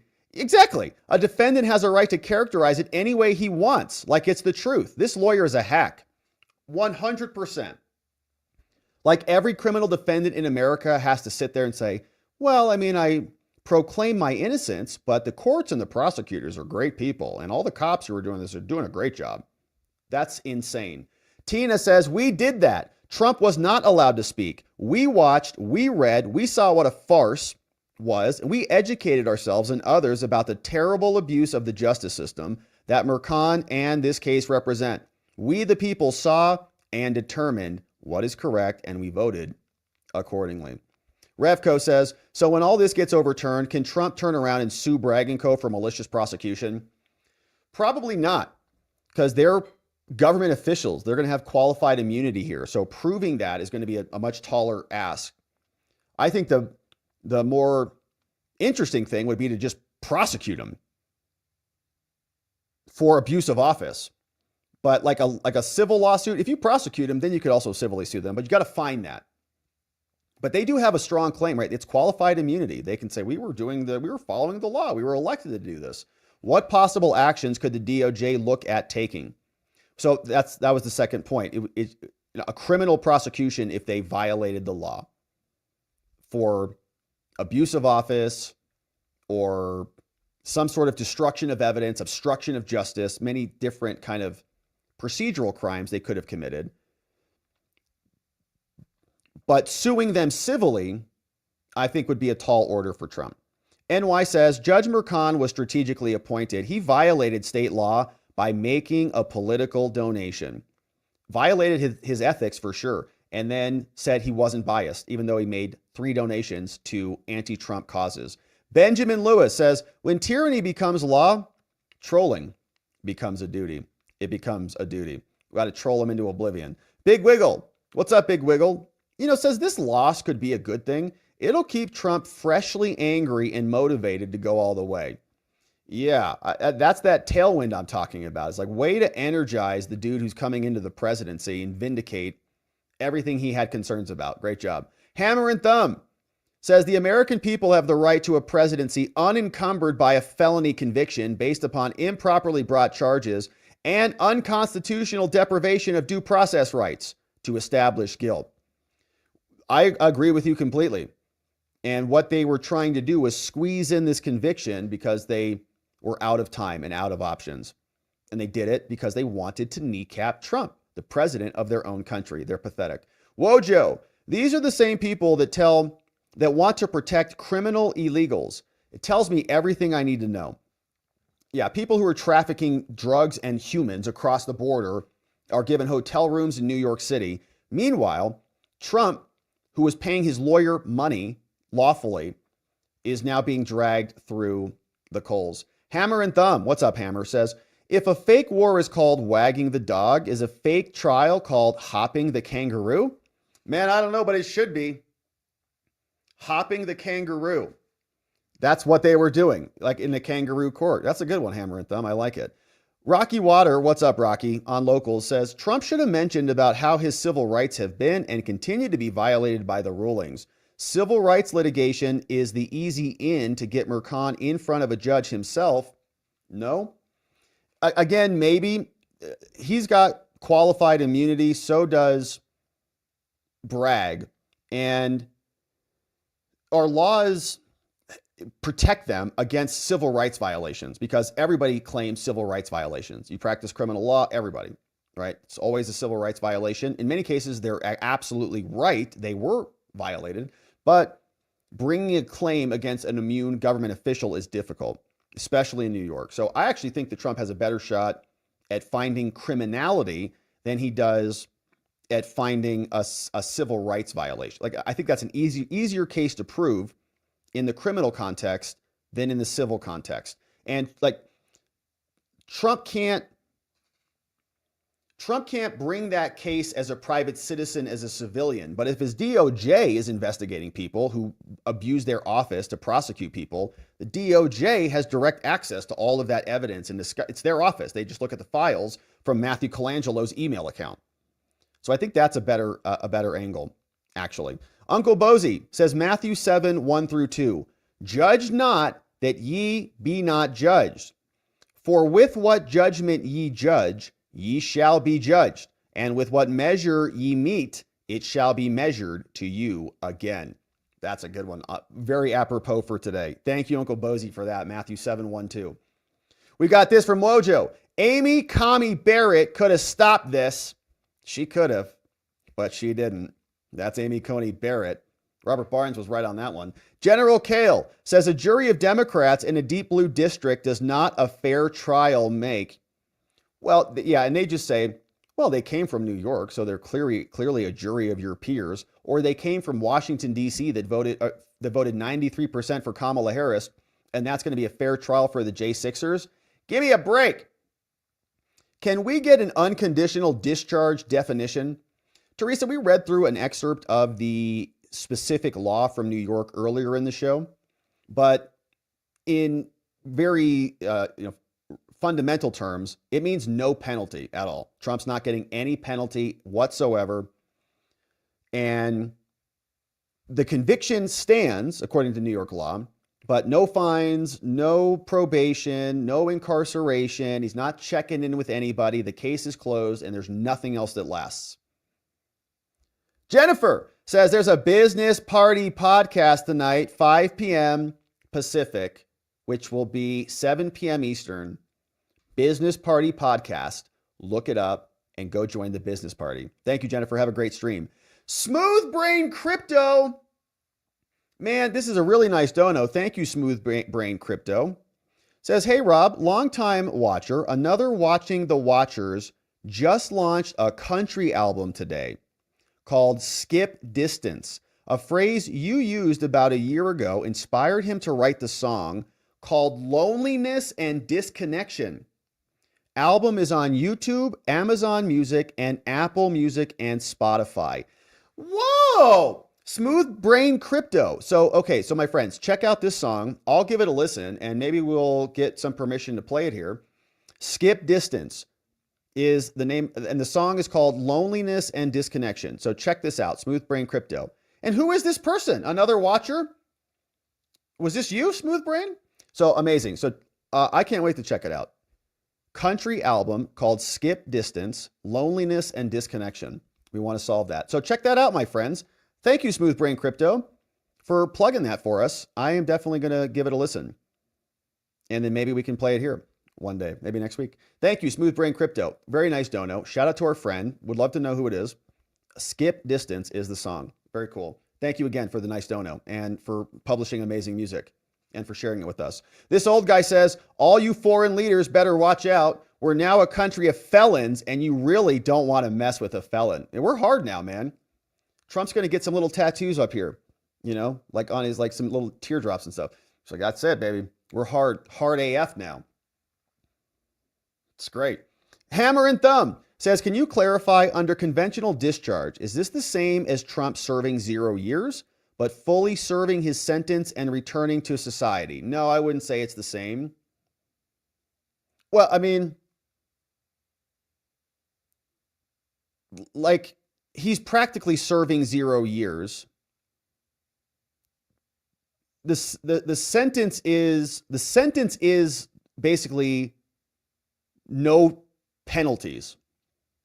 So there was a sentence, but there was really nothing in it. So like fully serving your sentence and returning to society, that kind of means to me like you were processed. When you phrase it that way, the way I read it is like you were booked. Like you were booked, you served, you were booked in and out, but he was not. So I wouldn't say it's even that far. Like not like he served his sentence and returned. Like there was no sentence. He didn't have to serve anything. He didn't have to do anything. There just was no, it was discharged. So I wouldn't say he served anything. He didn't have to do anything. This old guy says Trump can't own a firearm, but he can order a nuclear response. We'll see what New York says about it. But yeah, that's how insane their stupid courts are. Thank you, this old guy. Eddie Van Zant says, why does this crazy stuff always happen in New York and Arizona, but never Texas? Do you have any idea what state Eddie's from? He's from the great state of Texas, baby. I don't know. It does happen. Arizona has been crazy. I can't even defend it. We can't even count our votes here. It's bad. Thank you, Eddie. Thanks for the nice dono. Shout out to our friends in Texas. Ravicus, can't he just pardon himself? No, because this is a state level offense. He's got the federal pardon power for federal justice, not for state stuff. So Trump can't do it. Mr. E says, what effect will Blanche's new position in Trump's administration have on Trump's appeal? Man, great question too, Mr. E. So I don't think he'll be able to lead it or to be a part of it, but because this is really a private matter of Trump's. Okay, he's going to go represent the official government, but this is a private Trump criminal case. So he'll have other appellate lawyers who will handle that. He's not going to have the administration handle. Well, actually, like he will have. Actually, that's actually I think Blanche might have some involvement in, or he might recuse himself from it. if he's got competing interests or conflicting interests, but the president also has lawyers who represent him and interface on private matters. And I think we saw this civilly speaking, right? Because Trump's DOJ was entering filings on behalf of the president in certain cases. I think, in fact, he won't take the lead on it, would be my prediction. But there might be also some interfacing between the DOJ and these courts, because the president is going to have an official position on there. So he might have other people taking those official positions in addition to his private counsel. I think that's how we saw things in his last administration. Mr. E, good question. We're going to keep our eye on it. We'll follow the appeal. Pam says, not only did LA reduce firefighting, Newsom failed to allow seasonal firefighters to be fired. And LA then gave excess firefighting equipment to Ukraine. Of course they did. Thank you, Pam Ragland. Michael Marshall. Thank you, Michael. No comment, but a very nice dono. Thank you, Michael Marshall, for being here and for being a member. We appreciate you. Voice of the People says, what do we do? Hold those accountable for perverting our law and trying to use the system against us? They serve us. They don't rule us. Michael Marshall, good to see you again, says, do you think that this will get to SCOTUS before the inauguration? No, I highly doubt that. So I think he'll go through the regular mechanisms of appeal in New York State. So he's at the district court, the lower state court level now with Merchan. He'll take it up to the Court of Appeals. They'll probably deny it. Then he'll take it to the Supreme Court, which is called the Court of Appeals, the highest court in state level New York.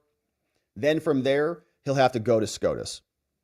And that, I think, is going to take a while. Definitely not 10 days. So the conviction, I think, will stand as he is inaugurated, which is going to make it kind of epic. It's going to have like a beautiful asterisk on there. It's going to be cool. Thank you, Michael. Chubby says, if the suppression of the Stormy case resulted in Trump winning 16, and that is to be considered an insurrection, what the heck do they call the whole Hunter Biden laptop fiasco? Well, yeah, it's a good point. And I think they'd distinguish that and they'd say Biden didn't do those things. That was 51 people from the CIA. So there's a greater degree of separation there, even though we all know what happened. Anthony Blinken got that letter written and then became the Secretary of State for delivering the outcome that the Biden campaign needed. We'll see what the Democrats do. I don't think that mechanism is a high percentage likelihood of happening, but I just think the Democrats are conniving, and that's what they do. Chetty Mo, what's up, Chetty Mo? Thanks for being a member, my friend. 8 months, 1 month, full babies here. Great show, Rob. Thanks again. Thank you, Chetty Mo. Thanks for hanging with us today and for being here on the early show. Olivia Goriel says, Fed ban on possession of body armor by convicted felons, 18 U.S. Code 931. Does this mean that he cannot wear a bulletproof vest? It's a good question. I wonder if anybody will make a point about that. Democrat, he's in violation of U.S. Code. We want him to be shot. Democrats will impeach him for wearing body armor. That's not allowed. He's not allowed to protect himself. Let's put him on the golf course again and give him speeches in Butler. Boopsie, how soon will the appeal take place? And if it's overturned, can Pam Bondi still go after Merchan and the prosecutors? Yeah, I mean, if they committed crimes, I think that absolutely they can investigate them and they should investigate them based on what we've seen. So the evolution of that investigation would be they come in, they take over the DOJ, they look at the files, they see Colangelo was colluding with Bragg on behalf of the Biden administration. Boom, probable cause, investigation's open, and they can investigate all of them. Now the appeal, I'm not expecting the appeal to be in soon. Probably, I mean, it could take months and months. It depends how quickly New York goes. And on that question, I don't have any idea about the speed or the pace. We've seen other states go quickly, other states go slowly. If they're just immediate to like denials, could be pretty quick. But if they want to do briefs and oral arguments at each level, it could take a while. And then you get to the Supreme Court, and then you have briefs, and then you have oral arguments. I mean, it could be a year. So, a while. Crump says, Will Crump, would be funny if the DOJ sends attorneys to coordinate Trump's appellate case, just like they did by sending Colangelo to coordinate with Bragg. Yeah, well, like the White House has counsel, and they'll make statements and appearances in Trump's personal cases. But yeah, then Trump can send his DOJ officials all over the country, and they can prosecute all the Democrats. Ravicus is sharing this one. It's Alina Abba in the house. What's up? She says, "Good morning, Patriots. Trump's got this." Thank you, Alina. We feel much better now. This one from Evian. What's up, Evian?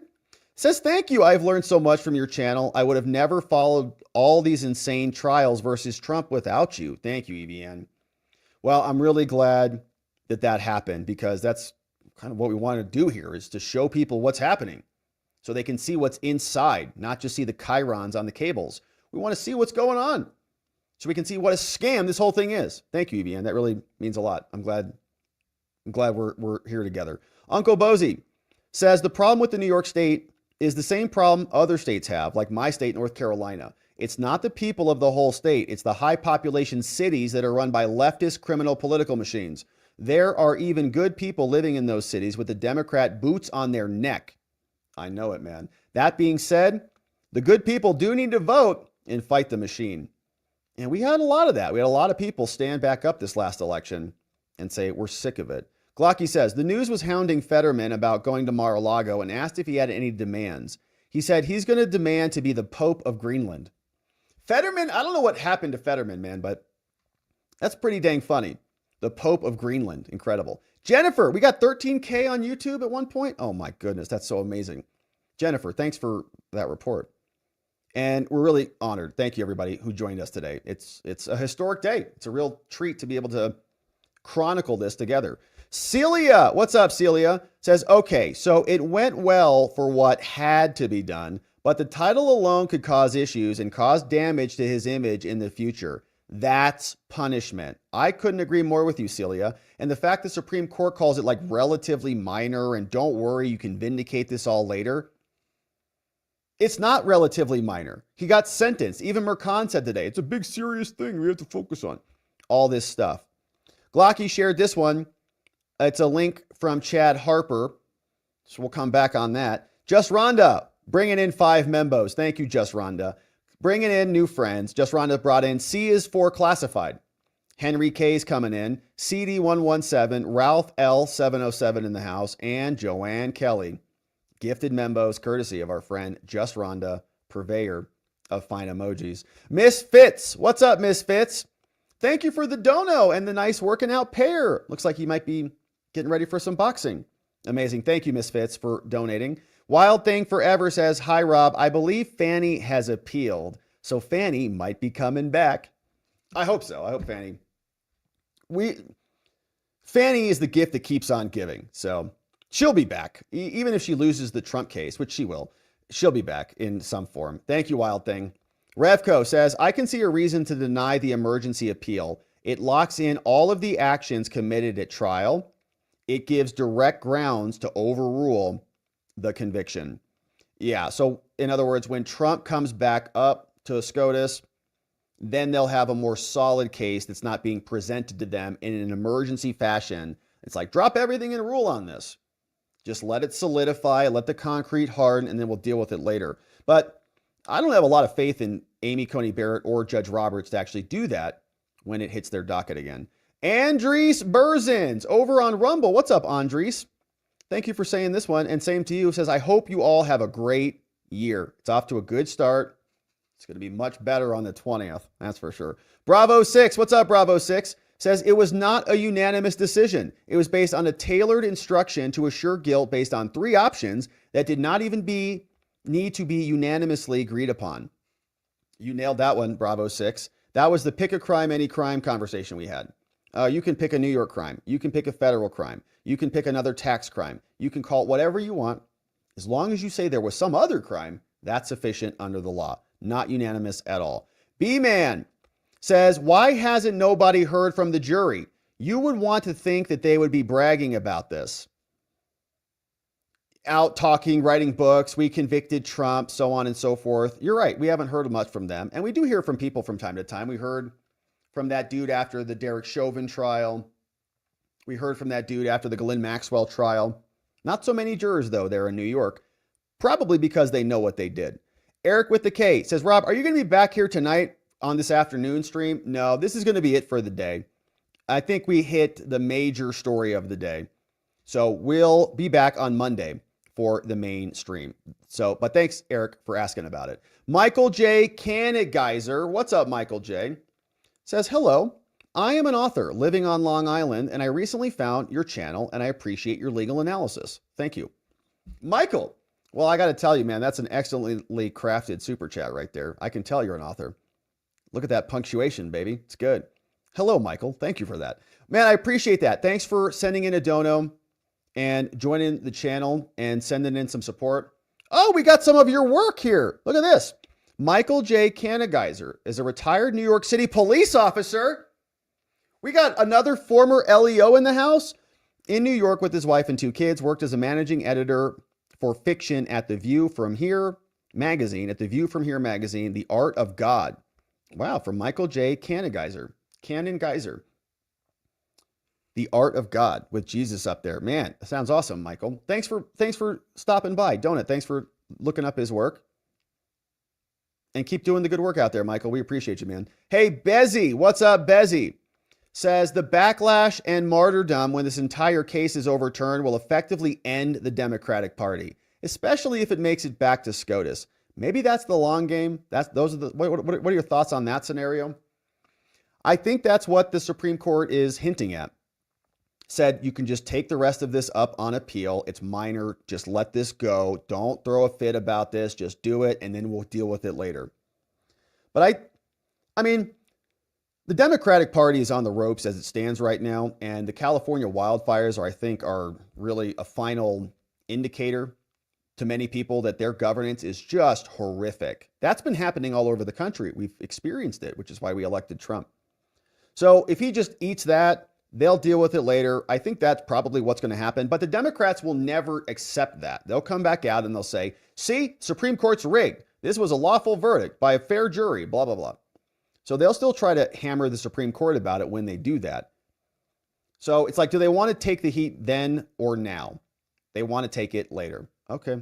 Hey, Boost Rumblebot has rated the stream. We do also stream on Twitch. And if you guys want to go watch on Twitch, please feel free to do that, because it's also a good platform. And we have some people in there chatting from time to time. So check it out on Twitch. And Boost Rumblebot, what's up? Hey, Redeemed Patriot sent in a dono. Thank you, Redeemed Patriot. Very grateful to have your support. BH Williams says, why doesn't this crap ever happen in Texas? It does all the time. School choice, like the impeachment of Ken Paxton. Oh, yeah. What do you think about that, Eddie? How do you like us now? BH Williams, throwing some back at you. Uncle Bozy says, I bet the New York Supreme Court remands it back to Merchan so they can keep it from the U.S. Supreme Court and drag it out to protect Merchan from federal prosecution. Right? So, yeah, so somebody remands it back down and says, oh, just do it again. Just do the whole thing over again. K Bean's in the house. Mod extraordinaire, thank you, K Bean, says, for Mod the fort down for us. Oh, so beautifully. Says the irony of taking a man's gun rights with 2 recent assassination attempts. He can't defend himself, even if people are shooting at his face and hitting him in the ear. But Trump's a danger to democracy. No, it's not the Secret Service. You can't even protect him. Thank you, K-Bean. And he won't have gun rights, but he can launch nukes. So at least justice is served there. Redeemed Patriot. Will they cuff Trump only to release him? No, that did not happen today, right? And that was my point about being booked. Like, he didn't serve a sentence and then was released. There was no sentence. And he was on Zoom. So he just got off the call and went and had a Diet Coke and then prepared some executive orders. Cyrus Jalali. What's up, Cyrus? So realistically, how long until SCOTUS settles this? A year?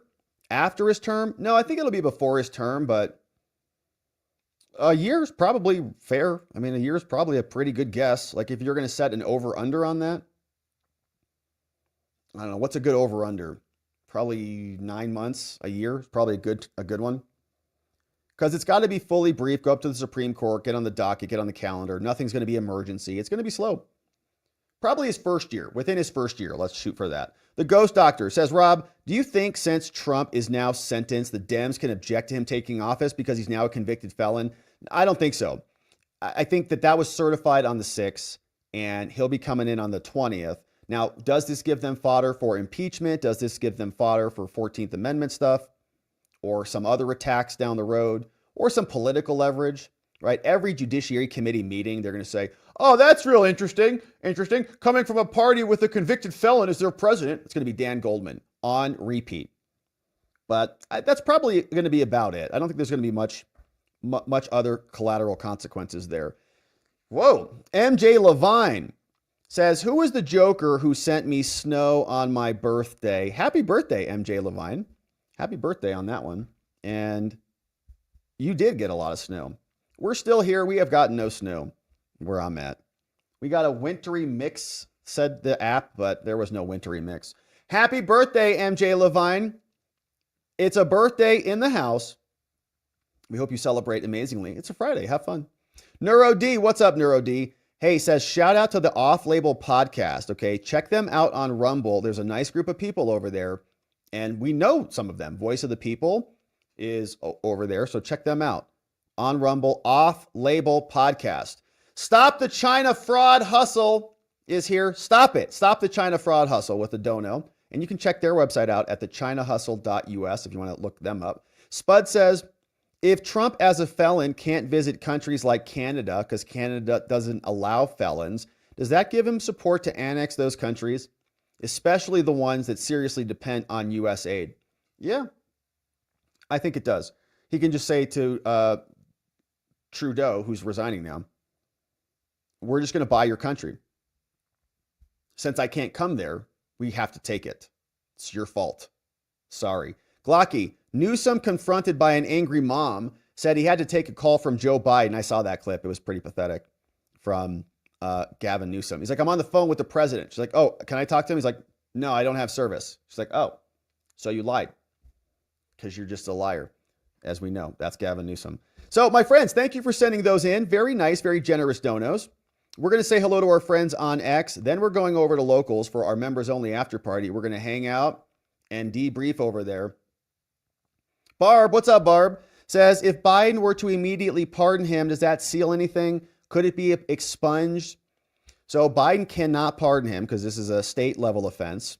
And what are the ramifications of being a convicted felon? Yeah, voting. So generally it's voting. It is firearms possession. You may have international travel problems to certain countries if they check.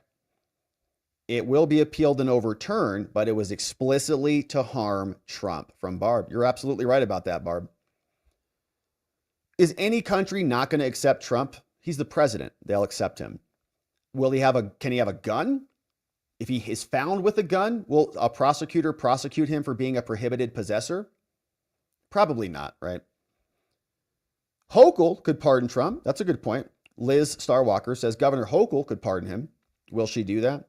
Who knows? Probably not. Here's one from Be Torn. He says the refusal to stop this farce is insulting. It's a kangaroo court and a banana republic. From Be Torn. That is true. Hey, I love my country. Says thanks for the great coverage, sir. Been watching on the tubes. Didn't know you were live on here. I love my country. Says I'm so disgusted. Great show. Says Hattori Capital.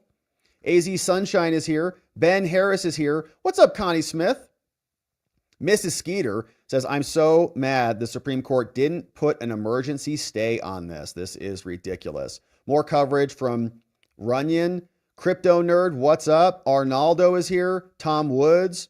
A lot of X comments today. Darren says, Trump is a felon and our president, baby. If I was Trump, says Tom Woods, I'd throw everyone in jail.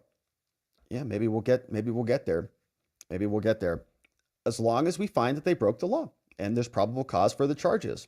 And we think that there is. Hey, what's up, Rick D? Says, yeah, you even see my old ugly mug on Off-Label from time to time. Rick D's over there too? There's been some good friends over there on Off-Label podcast. I know that. I think Kate Bean was on there. There's some others on there. Off-Label, check it out. Good to see you, Rick. And Stop the China Fraud Hustle. What's up? Says, the real RICO crime was the $100 billion China hustle. CCP ran this thing. They defrauded thousands of Americans who now hold worthless court judgments against Chinese oligarchs. We need special counsel to address this.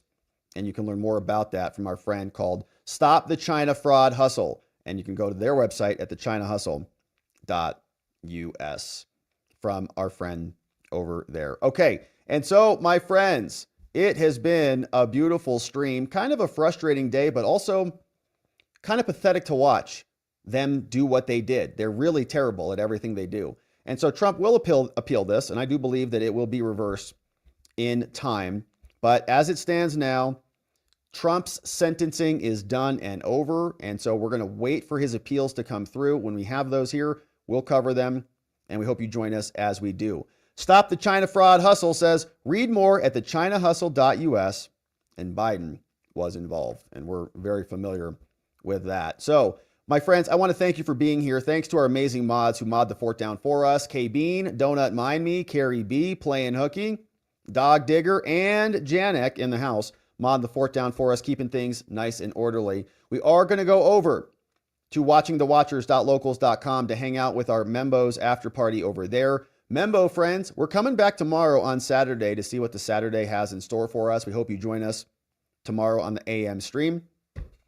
Otherwise, my friends, we're going to unplug here for the day and for the week. It's been a busy week, but we're coming back tomorrow to get into it again. And in order to do that appropriately, we're going to need to see you right back here so that together, with your help, we can shine that big, beautiful spotlight of accountability and transparency down upon our system with the hope of finding justice. Make it a beautiful night, my friends, and an amazing weekend. We'll see you right back here on Monday. Bye-bye.